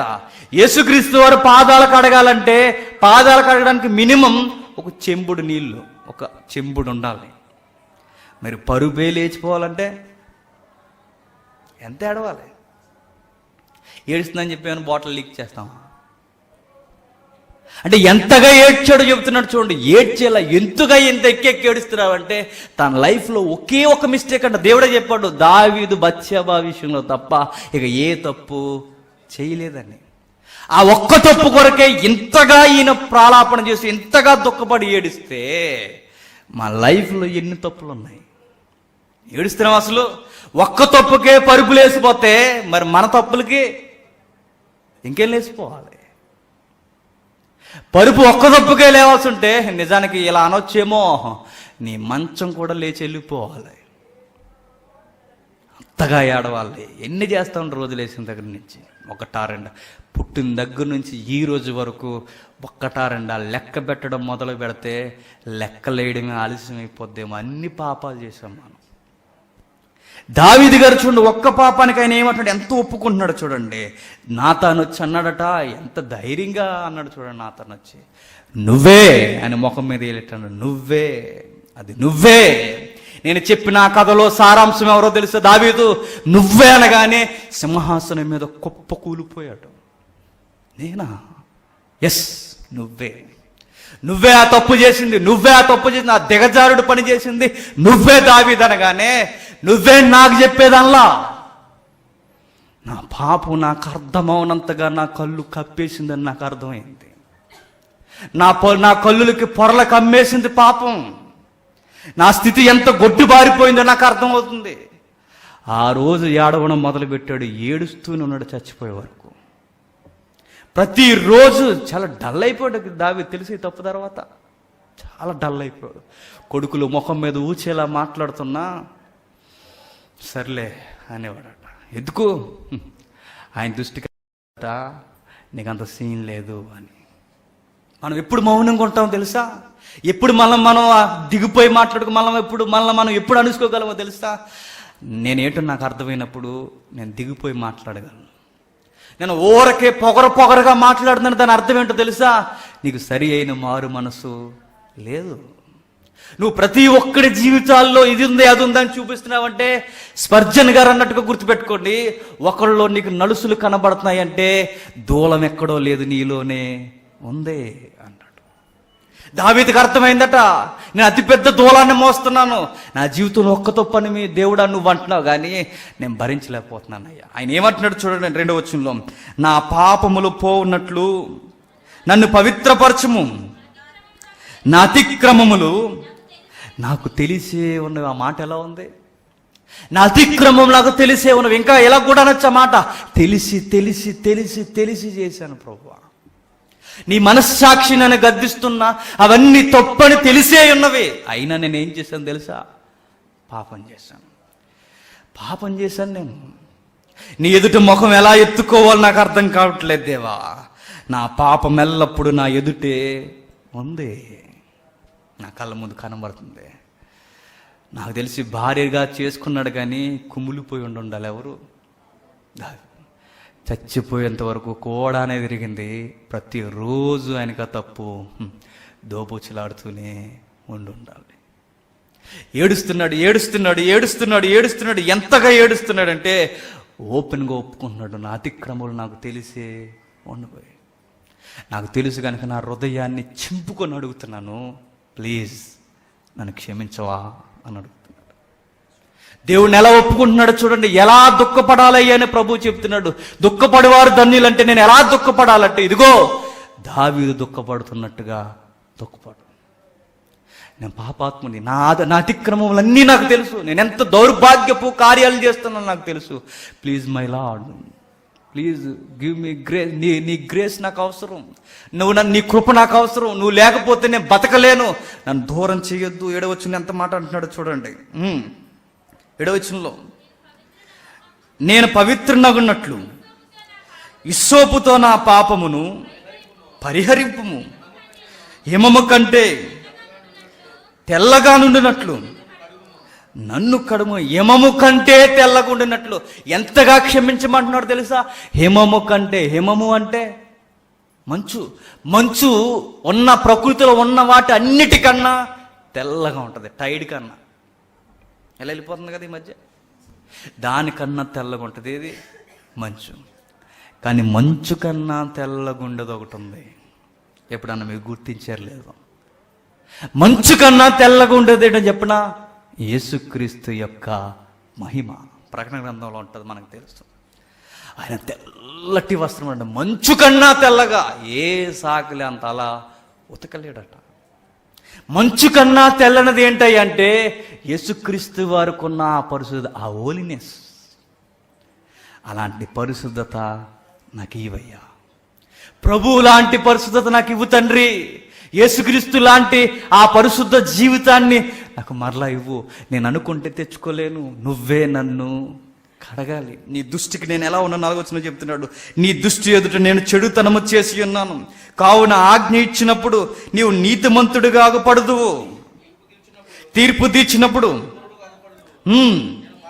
నేను పాపములో పుట్టినవాడను, పాపములోనే నా తల్లి నన్ను గర్భము ధరించెను. నీవు అంతరంగములో సత్యము కోరుచున్నావు. నా హృదయంలో నువ్వేం కోరుతున్నావు తెలుసా? సత్యము. సత్యం అంటే నా హృదయం ముందు వాక్యం ఉన్నప్పుడు నా త్రోవలు ఎలా ఉంటాయి? సరిగ్గా ఉంటాయి. ఎప్పుడు మనం తప్పుడు మార్గాలు తొక్కుతామంటే హృదయంలో వాక్యం లేనప్పుడు. సత్యం అనగానే మరొక అడ్రస్ ఏంటో చెప్పనా? యథార్థముగా ఒప్పుకోవడం. నా హృదయంలో సత్యముంచు, ఒప్పుకునే మనసుంచు, నీ వాక్యాన్నుంచు. నీ వాక్యమే యథార్థమైనది, అందులో ఉంచి నన్ను నడిపించు. నా ఆంతర్యమును నాకు జ్ఞానము తెలియచేయుదువు. నేను పవిత్రునగునట్లు ఇస్సోపుతో నా పాపము పరిహరింపుము. నాకు తెలియచేయి. నేను తెలియచేసావు, నాతను వచ్చి తెలియజేశాడు. ఇంకా తెలియజేయి. ఇంకా ఏం చేశాను? నా మిస్టేక్స్ నాకు అర్థం కావట్లేదు. ఇలా ఒప్పుకునేవారు కావాలట. బ్రదర్, మీరు ఈ మిస్టేక్ చేస్తున్నారంటే ఎక్కలేని పౌరుషం మనకు తనకొచ్చేస్తుంటుంది. కానీ దావీదు ఏమంటున్నాడు తెలుసా? అలా తెలియజేయి ప్రభువా. ఎంతమంది చేత గద్దిస్తావో గద్దించు, నా పాపం, నా స్టాండింగ్ ఏంటో నాకు తెలియచేయి. నా తానుతోనే కాదు, అవసరమైతే ఎంతమందిని పంపిస్తావో పంపించి గద్దించు, తెలియజేయి. నీ ఆజ్ఞ ఏంటో, నీ నీతి, ఎంత నీతిమంతుడిగా ఉన్నావో, నా ఆంతర్యం ఎంత దౌర్భాగ్యంగా ఉందో, నేను ఎలాంటి పరిస్థితుల్లో పుట్టి పెరిగి ఎలా బతికేస్తున్నానో నాకు అన్నీ తెలియచేయి. నాకు అర్థమవుతున్నాయన్నీ. ఈరోజు చూడండి, పొరపాటున ఎవరికన్నా వర్తించేలా మాట్లాడామనుకోండి, దాని మీద రవస అయిపోతుంది. ఈరోజు పాపం ఒప్పుకోలే నువ్వు దేవుని ఎదుట నీతిమంతుడిగా నిలబడగలవా? ఒకవేళ నన్ను ఎవడైనా గద్దిస్తే, నిన్నెవడైనా గద్దిస్తే, ఆ రోజు ఇంటికి పోయి దేవా నాలో ఇది ఉందా, క్షమించవయ్యా అని ఏడ్చేయి. అప్పుడు మనకేమవుతుందట? ధన్యత. కానీ మనం ఏం చేస్తాం తెలుసా? దుఃఖపడనరా అంటే మనల్ని ఎవడైనా దుఃఖపరిచేలా మాట్లాడితే చాలేక ఆడికి దుఃఖం కలగజేస్తాము, అన్నోడికి. ఇంకా ఆడికి ఇంక నిద్ర ఉండదు. ఇక అలా చేస్తాం. కానీ గుర్తుపెట్టుకోండి, యేసుక్రీస్తు వారు చెప్పిన ఒక గొప్ప మర్మం ఏంటంటే, మీ భక్తిలో మీరు ఎదగాలంటే ఏడ్చేయండి. 10వ వచనం, దేవా నా యందు శుద్ధ హృదయము కలుగు చేయము, నా అంతరంగములో స్థిరమైన మనసు నూతనముగా పుట్టించుము. నా యందు శుద్ధ హృదయము కలుగు చేయము, నా అంతరంగములో స్థిరమైన మనస్సును నూతనముగా పుట్టించి. నా మనసుకు స్థిరం లేదు. కొంచెం బాగుంటాను, కొంచెం బాగోను, కొంచెం నీ సన్నిధిలో పవిత్రంగా ఉంటాను, మళ్ళీ ఇంటికి పోయి రకరకాలుగా ఉంటాను, ఇక్కడ ఉన్నప్పుడు పవిత్రంగా ఉంటాను. నాకు స్థిరమైన మనస్సు లేదయ్యా. నన్ను స్థిరముగా ఉంచు, నన్ను నిలకడగా కట్టు. ఇదిగో మరలా చెప్తున్నాను, మరలా నూతనమైన హృదయం నాకు ఇవ్వు. దాన్ని తీసే మారు మనసు అంటే ఏంటో చెప్పనా? అలాగే ఒకసారి మీకు చెప్పాను. మారు మనసు అంటే మరో మనసు. ఆ పాత మనసు చచ్చిపోవాలి, మరొక మనసు రావాలి. అలాంటి మనసు కావాలంటే మరొక మనసు, మరొక నూతనమైనది నాకు పుట్టించు. నీ సన్నిధిలో నుండి నన్ను త్రోసే. మరొక రిక్వెస్ట్ పెడుతున్నాడు, ఏంటి? నీ సన్నిధిలో నుండి నన్ను త్రోసేయకు. మరలా మీకు జ్ఞాపకం చేస్తున్నాను, దుఃఖపడేవారు ధన్యులు అంటే ఎలా దుఃఖపడాలంటే, ఇదిగో ఇన్ని పాయింట్స్ మనం లేవనెత్తి దుఃఖపడాలట. నాకు అన్నీ తెలిసే నేను చేశాను, నేను పాపాత్మను ఒప్పుకోవాలట. ఇంకా ఏంటో తెలిసే, నా అంతరంగం మంచిది కదా ఒప్పుకోవాలట. నాకు స్థిరమైన మనసు అని ఏడవాలట. ఇంకో విషయం ఏంటో చెప్పనా? మరొక విషయం, నీ సన్నిధి నుండి నన్ను దూరం చెయ్యొద్దని ఏడవాలట. ఇలా దుఃఖపడాలట. నీ సన్నిధి నుండి నన్ను త్రోసివేయకంటే, గుర్తుపెట్టుకోండి, ఈరోజు దేవుని సన్నిధికి రాకపోయినా మనకు పెద్ద ప్రాబ్లం ఏమీ కాదు. ఎప్పుడు గుర్తుపెట్టుకోండి, రాకపోవడానికి కారణాలు ఏంటంటే పెద్ద కారణాలు ఏముండవు. ఏమైనా ఉంటాయి కారణాలు? ఏముండవు. నిజానికి నువ్వు రాకపోవడానికి కారణం ఏంటని దేవుడు అడిగితే ఏ కారణాలు చెబుతాం? 5 కారణాలు ఉంటాయని రాకపోవడం నెక్స్ట్ మెసేజ్లో చెప్తాను. ఒకడు సంఘానికి రాకుండా ఉంటున్నాడంటే 5 కారణాలు ఉంటాయట. ఈ 5 కారణాలు దాటి ఏ కారణం మనిషి చెప్పలేడట. 5 కారణాలు దేవుని ఎదుట కూడా మనం చెప్పలేమట. ఎలా మానేస్తున్నావు సంఘాన్ని, దేవుని సన్నిధిని? దావీదు చూడండి, నీ సన్నిధి ఎంత వరి అయిపోతున్నాడు చూడండి. నేను చేసిన తప్పుని బట్టి నీ సన్నిధి నుండి, నీ సంఘాన్ని నుండి నన్ను దూరం చేయొద్దు ప్లీజ్. నాకంటూ ఒక పాత్ర ఇచ్చావు సంఘంలో, నాకంటూ ఒక స్థితినిచ్చావు సంఘంలో, నీ సన్నిధిలో. అలాంటి పొజిషన్ నుంచి నన్ను దిగదార్చొద్దు దేవా ప్లీజ్ అని అడుగుతున్నాడు. మరొక మంచి మాట అంటున్నాడు చూడండి, నీ పరిశుద్ధాత్మను నా యొద్ద నుండి తీసివేయకు. దేని కొరకు దుఃఖించాలి అంటే, ఇన్ని పాయింట్స్లో మరింత భయంకరమైన పాయింట్ ఏంటంటే, పాపం చేస్తే ఆత్మ మనలో నుండి వెళ్ళిపోతుందట.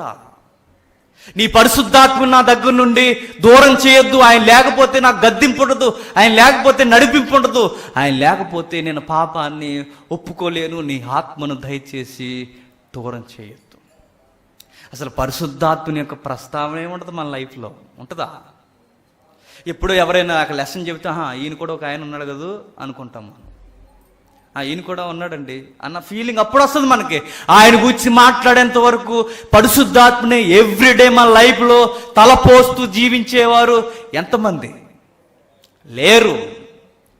కానీ దావీదు అంటున్నాడు, నీ పరిశుద్ధాత్మని అనుభవించేనయ్యా, అనుభవంలో నుంచి నన్ను తీసేయద్దు. ఎప్పుడు గుర్తుపెట్టుకోండి, ఒక భక్తుడు అంటాడు, పాపం చేసినప్పుడట మనసులో అప్పటి వరకు ఉన్న వాడు వాగ్దాటి, అప్పటి వరకు ఉన్న వాడు ఉనికి, ఎప్పుడైతే వాడు జారుడు జీవితంలోకి దిగాడో స్పష్టంగా కనపడదట వాళ్ళు హోలీనెస్ పోయిందని. అదే గుర్తు. మీకు ఎవరో కనిపించకపోవచ్చు, ఒకసారి మీరు గమనించండి, స్పీకర్లను గమనించండి, వాళ్ళ డెమోగా అందరికి కనబడతారు కాబట్టి మీరు వాళ్ళని చూడండి. ఒక పడిపోయిన స్పీకర్ని చూడండి, అంతకుముందు ఆయన మాట్లాడుతున్న ఏ మాట అయినా బలా అన్నట్టుంటుంది.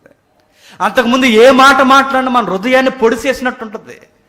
ఈసారి ఆయన ఒక్క మాట కూడా మాట్లాడమే కాదు, కనీసం ఆయన మెసేజ్ కూడా మనం వినలేకపోతున్నామంటే హోలీనెస్ పోయింది. తెలిసిపోతుంది. పాపం ఎప్పుడైతే మనలో తిష్ట వేసి కూర్చుందో ఆత్మ వెళ్ళిపోద్ది. ఆత్మ ఎప్పుడైతే వెళ్ళిపోయిందో ఆ ప్రసన్నత నా లైఫ్లో, నా ముఖంలో కూడా కనబడదు. మీరు కావాలంటే అబ్జర్వ్ చేయండి. నీతిగా, యథార్థంగా, నిజాయితీగా బతుకుతున్నవాడు ఎప్పుడు చూడండి, వాడు డిఫరెంట్గా కనబడతా ఉంటాడు. మీకు అదే చూడండి, భక్తులు అప్పుడప్పుడు మనకి చాలా భక్తి కలిగిన స్త్రీలు కనబడతారు. వాళ్ళ లైఫ్లో ఏముండవు, అంత సుఖ సౌఖ్యాలు ఏముండవు, కానీ ఆ తల్లిని చూస్తే అనిపిస్తుంది చాలా పరిశుద్ధంగా కనబడుతుంటుంది. ఎందుకలా ఆ హోలీనెస్ ఎలా వచ్చింది అంటే దేవుడు. అలాంటిది నా దగ్గర నుంచి తీసేయొద్దు ప్రభువా. కిరీటం పెట్టుకున్నా నాకు కనిపించిన అందం ఏంటో చెప్పినా, నీ ఆత్మ లేకపోతే అందం లేదు నా జీవితానికి.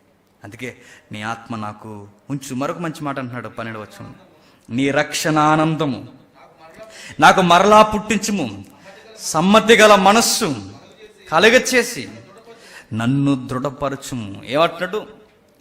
నీ రక్షణ ఆనందం. ఒకప్పుడు దేవుని పనిలో చాలా ఆనందంగా ఉండేవాడిని, దేవుని కొరకు పరిగెడుతుంటే ఎంతో ఆనందం ఉండేది.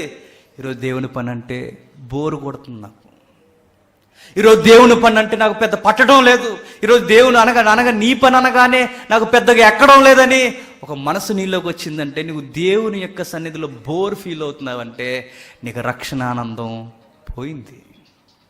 రక్షణ ఆనందం అంటే ఎట్లా ఉంటుందో చెప్పనా? ఆ రక్షణ అనుభవం వచ్చిన తర్వాత దేవుని మాటలు వినడం అన్నా, దేవుని మాటల స్థలం మనం ధ్యానించుకుంటూ ఉండడం అన్నా, ఎప్పుడు అదే ధ్యానంలో మనం తేలుతూ ఉన్నప్పుడు ఆ ఆనందమే వేరు. లోకంలో అంటే భక్తులు ఎలా ఉంటారో తెలుసా? ఏదో ఆలోచిస్తున్నట్టు ఉంటారట. నిజంగా మీరు ఎప్పుడు గుర్తుపెట్టుకోండి, ఇక్కడ గంటలు గంటలు మాట్లాడతాం కదా మనం.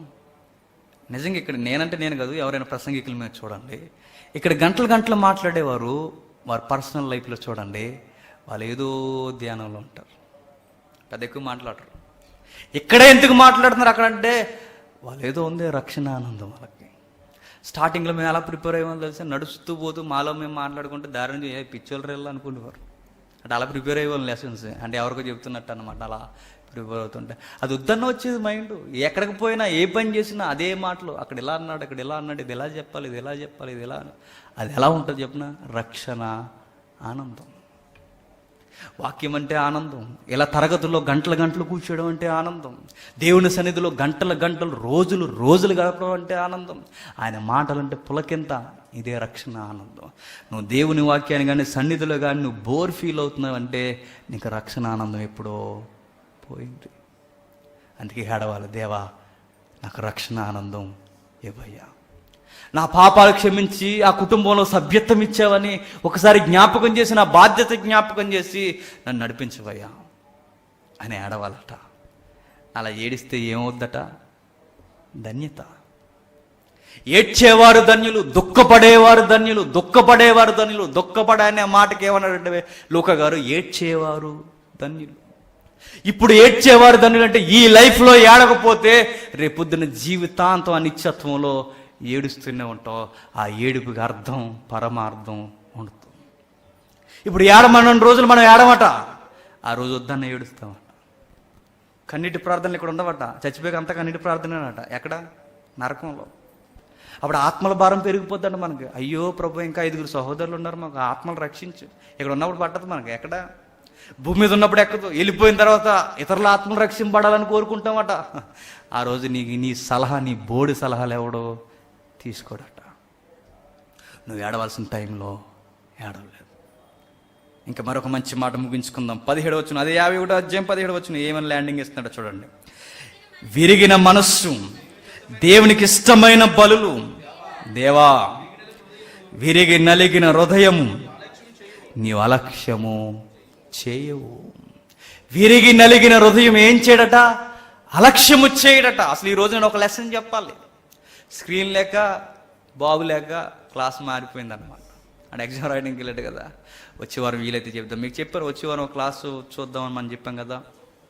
భక్తులందరూ ఏడుస్తూ దుఃఖపడుతూ ఉన్నప్పుడు దేవుడు ఎందుకు అలా చూస్తూ వదిలేశాడంటే, ఒక విషయం గుర్తుపెట్టుకోండి, దుఃఖపడేవారు ధన్యులవుతారు కనుక. 1వ శతాబ్దం నుండి 3వ శతాబ్దం వరకు లెక్కలేనంత మంది క్రైస్తవులు చనిపోతుంటే ఎందుకైనా చూస్తూ అలా వదిలేశాడు, కన్నీళ్లతో ఎందుకు అలా వదిలేశాడంటే, ఇప్పుడు ఏడిస్తేనే వాళ్ళకి ధన్య జీవితం వస్తుంది. ఎవడైనను క్రైస్తవుడైనందుకు ఏమట? బాధ అనుభవించాలట. మరొక మాట ఉంటుంది, క్రీస్తు యేసునందు సద్భక్తితో బ్రతకనుద్ది ఉద్దేశం ఉంటేనే ఏమొస్తుందట? హింసట. కానీ సాతాను ఎంత మెలిటేసాడు, ఈరోజు అదే లెసన్ చెప్పాలి. 1వ శతాబ్దం 3వ శతాబ్దం వరకు సంఘం ఎప్పుడు పెట్టిరేగిపోయిందంటే, శ్రమల్లో తోసే కొద్ది, శ్రమల్లో కొట్టేసి దుష్టుడు అన్నట అయిపోయారు ఎదవలు అనుకున్నాడు. ఎవరిని చూసి? క్రైస్తవుని చూసి. చంపేస్తాను అయిపోయారు అనుకున్నాడ. కానీ వాడికి తెలియని రహస్యం ఏంటంటే, ఒత్తిడి వచ్చే కొలది, దుఃఖం వచ్చే కొలది వారి జీవితాలు ధన్య జీవితాలు అయిపోతున్నాయి. ఆ లాజిక్ కాడ పట్టేసుకున్నట్టు. అందుకే వాడు ఏం చేశాడంటే, మరలా 16-17 శతాబ్దం వరకు అంతా చీకటి కాలంలో నడిపించాడు. మరలా మిశ్రమీయులు లేసేసరికి మరలా ఏం చేశాడంటే, శ్రమలు వచ్చేసరికి మరలా ధన్య జీవితాలు అయ్యాయి. అప్పుడు వాడు ఏం చేశాడు తెలుసా? క్రైస్తవ్యం మీద ఒత్తిడి తీసుకొస్తే వీళ్ళ ధన్య జీవితాలు అయిపోతుంది. అందుకే మనం ఏం చేయాలంటే, వాగ్దాన ప్రసంగాలు నేర్పించలేదు కానీ సెట్ చేశాడు అనమాట. అందుకే వీళ్ళకి దుఃఖం కొరకు, నలిగిపోవడం కొరకు చెప్పకూడదు. వీళ్ళకి ఏమి నేర్పించాలంటే, ఇప్పుడు చూడండి ఈరోజు సంఘంలో ఎక్కడ బాధ ఉంది, నిమ్మలంగా రెడీ చేసాడు సంఘాన్ని. ఏడ్చే పరిస్థితి లేదు. ఏ బాధ వినండి, మీ జీవితాలు దీవింపడుగాక, మీకు అవ్వచ్చుగాక, మీ కుటుంబాలు ఇవ్వచ్చుగాక. ఏ సార్వత్రిక సంఘంలో, ఏ స్థానిక సంఘంలో ఎక్కడ చూసినా అనేక చోట్ల మనకు కనబడుతున్న 99% బాధ ఏముందయ్యా అంటే, మన మనస్సును అనగా మనకి ఏదో లౌకికమైన ఓదార్పునిచ్చే మెసేజ్లే తప్ప నలిగిపోయి ఏడవండి అని చెప్పే మెసేజ్ లేవు. అంటే దాని అర్థం ఏంటో చెప్పినా వాడికి తెలిసిపోయింది, క్రైస్తవులు శ్రమ పడితే క్వాలిటీ క్రిస్టియానిటీ వస్తుందని వాడు బోధన మార్చేసి ఏం చేశాడు తెలుసా? సుఖపడిపోండి అన్నాడు. సుఖపడితే దేవునికి దూరం అయిపోతాం, దుఃఖపడితే దేవునికి దగ్గర అయిపోతాం. వాడికి అర్థమై ఏం చేశాడు తెలుసా? సుఖపడిపోండి అన్నాడు. మనం ఏమనుకుంటాం? సుఖపడిపోయాట దేవుడు చాలా బాగా దీవించేసాడు అనుకుంటాం. మనంతా రివర్స్. బాగా సుఖం అలవాటైపోయి దేవుడు నన్ను ఎంత బ్లెస్ చేసాడండి అనుకుంటామట. కానీ బైబిల్ ముక్కు మీద ఏం చెప్తుందో చూడండి. 2వ కొరింథీయులకు రాసిన పత్రిక ముగించుకుందాం. కొరింథీయులకు రాసిన 2వ పత్రిక 7వ అధ్యాయం, కొరింథీయులకు రాసిన 2వ పత్రిక 7వ అధ్యాయం 10వ వచనం. కొరింథీయులకు రాసిన 2వ పత్రిక 7వ అధ్యాయం 10వ వచనం. దైవ చిత్తానుసారమైన దుఃఖము, రక్షణార్థమైన మారు మనస్సు కలుగొచ్చాయి. దుఃఖం ఉంటే ఏమవుద్దట? దైవ చిత్తానుసారమైన దుఃఖం ఉంటే ఏమవుద్దట? రక్షణార్థమైన మారు మనసు వస్తుంది. అందుకే యేసుక్రీస్తు వారు ఏమన్నారంటే, దుఃఖపడువారు ధన్యులు, ఎందుకంటే వారికి రక్షణార్థమైన మారు మనసు వస్తుంది. మరలా మీకు ఒక్కసారి జ్ఞాపకం చేసి ముగిస్తాను.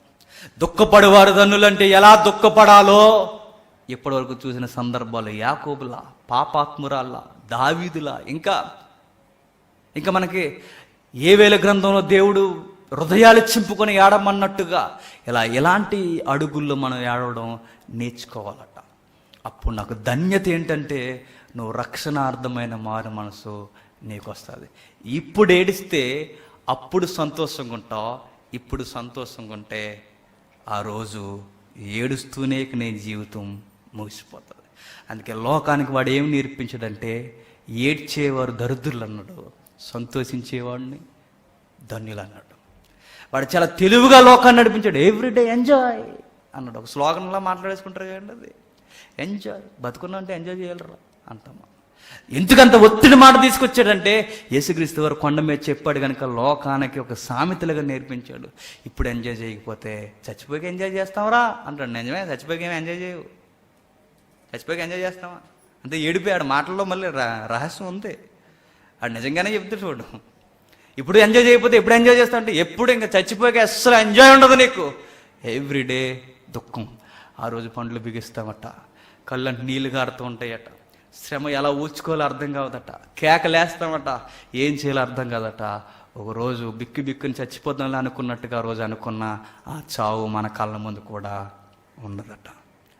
మీకు ఆ సీన్ అంతా అర్థం లేదు. ఒక రోజు నరకం కోసం ఒక మంచి వీడియో ఉంది, అది వేస్తే నిజంగా చాలా భయం వేస్తుంది మనకి. అది చూసి మీరు భయపడిపోయి మారడం మళ్ళీ అది మారు మనసు కాదు, అది మళ్ళీ అది వచ్చిన గొడవ. మీరు నిజంగా మారాలంటే ఇప్పుడు గుర్తుపెట్టుకోండి, నిజమైన మార్పు ఏంటంటే నా పాపాలు నేను ఒప్పుకోవడం, నా స్థితిని నేను ఒప్పుకోవడం, ఆయన ఎదుట నా హృదయాన్ని కుమ్మరించి తప్పు చేశాను దేవా అని ఒప్పుకోవడం. దుఃఖపడువారు ధన్యులు, వారు ఓదార్చబడుదురు. ఎప్పుడు? ఇక్కడ ఓదార్చబడతాడు ఇరుగు నలిగిన హృదయాన్ని, ఇక్కడ ఇరుకులలో విశాలత ఇస్తాడు, శాశ్వతంగా ఓదార్చబడతాడు. ఆ ధన్య జీవితం మీకు కావాలంటే మీ జీవితాల్లో ఏమేమి లోపాలు ఉన్నావో వాటన్నిటి కొరకు ఏడవండి. మోమాటం లేక ఏడవండి. సిగ్గుపడకుండా దేవుని దగ్గర ఏడవండి. తలుపులు వేసుకుని ఏడ్చేయండి. ఎంత ఏడవాలో అంత ఏడ్చేయండి. ఈ కన్నీటి ధారలు ఒకరోజు భద్రం చేయబడి నీ ఎదుటికి తీసుకురాబడతాయి. ఆ ధన్యజీవులుగా మీరు అందరూ ఉండాలని ప్రార్థిద్దాం. కళ్ళు మూసుకోండి. ప్రార్థన. దేవా, మీ కుమారుని ద్వారా పలికించిన మాటలు తండ్రి ఎంత లోతైనవో ఆశ్చర్యం కలుగుతుంది తండ్రి. సంతోషమే జీవితం అనుకునే సుఖభోగాల కొరకే ప్రార్థించే మా జీవితాల్లో తండ్రి దుఃఖపడడం ఎంత ప్రాముఖ్యమైనదో మీరు తెలియజేశారు తండ్రి. కావాలని దుఃఖపడక తండ్రి, మా హృదయాలను చింపుకొని మా పాపాలను ఒప్పుకొని తండ్రి విరిగి నలిగిన హృదయంతో మీ చెంతకు రావడానికి మమ్మల్ని నడిపించండి. విన్నవారందరినీ జ్ఞాపకం చేసుకోండి తండ్రి. ఇలువైన ఆజ్ఞను తండ్రి, ఇలువైన వాగ్దానాన్ని కూడా తండ్రి నెరవేర్చే పిల్లలుగా మమ్మల్ని అందరినీ తీర్చిదిద్దండి. విన్నవారందరినీ జ్ఞాపకం చేసుకోండి తండ్రి. వారి జీవితాల్లో ఏవైతే చీకటి కోణాలు ఉన్నావో వాటన్నిటిని ఒప్పుకునే మనసును వారికి దయచేయండి తండ్రి. చెప్పిన మేము తండ్రి కేవలం చెప్పేవారుగా మిగిలిపోక మమ్మల్ని మేము మోసం చేసుకున్నాక మా బ్రతుకుల కొరకు కూడా మేము ఏడవడానికి ఏడ్చే మనసుని ఇవ్వండి తండ్రి. ఏడ్చేవాడే తండ్రి మగసిరి గలవాడని సెలవిచ్చారు తండ్రి. ఆ మగసిరి గలవాడిగా మేము ఉండడానికి మమ్మల్ని నిలబెట్టండి తండ్రి. లోకంలో ఏడ్చేవారిని ఆడంగి తలంగార వారు అన్నారు తండ్రి. తండ్రి ఏడ్చి మీ దృష్టిలో తండ్రి పురుషులుగా మీరు కోరుకున్న పురుషత్వాన్ని కలిగి తండ్రి మీ ఎదుటి నిలబడడానికి మమ్మల్ని నిలబెట్టండి, కాపాడండి. మీ ఆత్మ సహాయంతో మమ్మల్ని నడిపించండి. సంఘానికి దుఃఖ హృదయాన్ని దయచేయండి తండ్రి. దుఃఖపడేవారిని సంఘంలో పుట్టించండి తండ్రి. ఏడ్చేవారిని తండ్రి సంఘంలో లేపండి. వారి ద్వారా ఇంకా గొప్ప కార్యములు జరిగించేలా తండ్రి వారి హృదయాల ద్వారా మేము పొడవబడడానికి అంటే ధన్య జీవితాన్ని మా మధ్య పుట్టించండి, నిలబెట్టండి తండ్రి. తండ్రి, ఎవరైతే తండ్రి ఈ మాటలకు దూరంగా ఇదే నాన్న దూరం అయ్యారో వారిని క్షమించండి. వారిని ప్రేమించి తండ్రి ఈ మాటలు తెలుసుకునే అవకాశాన్ని వారికి అనుగ్రహించండి. వారి ప్రయాణాల్లో తోడు అనుగ్రహించండి. తిరిగి మరలా తండ్రి మరొక దినాన్ని మేము విస్తరించి మాట్లాడుకోవడానికి అనుకూలమైన సమయమును జ్ఞానమును మాకు అనుగ్రహించండి. సాయంకాలం జరుగుతున్న తండ్రి సభలో కూడా మీరు తోడును అనుగ్రహించండి. విస్తరించి మాట్లాడుకోవడానికి అనుకూలమైన సమయమును జ్ఞానమును మాకు అనుగ్రహించండి. ఈ ప్రతికూల సమయంలో అనుకూలమైన సమయమును మీరు అనుగ్రహించినందుకు మేము కృతజ్ఞతాస్తుతులు చెల్లిస్తూ క్రీస్తునామని ప్రార్థన సమర్పిస్తున్నాము తండ్రి. ఆమేన్. సెలవు.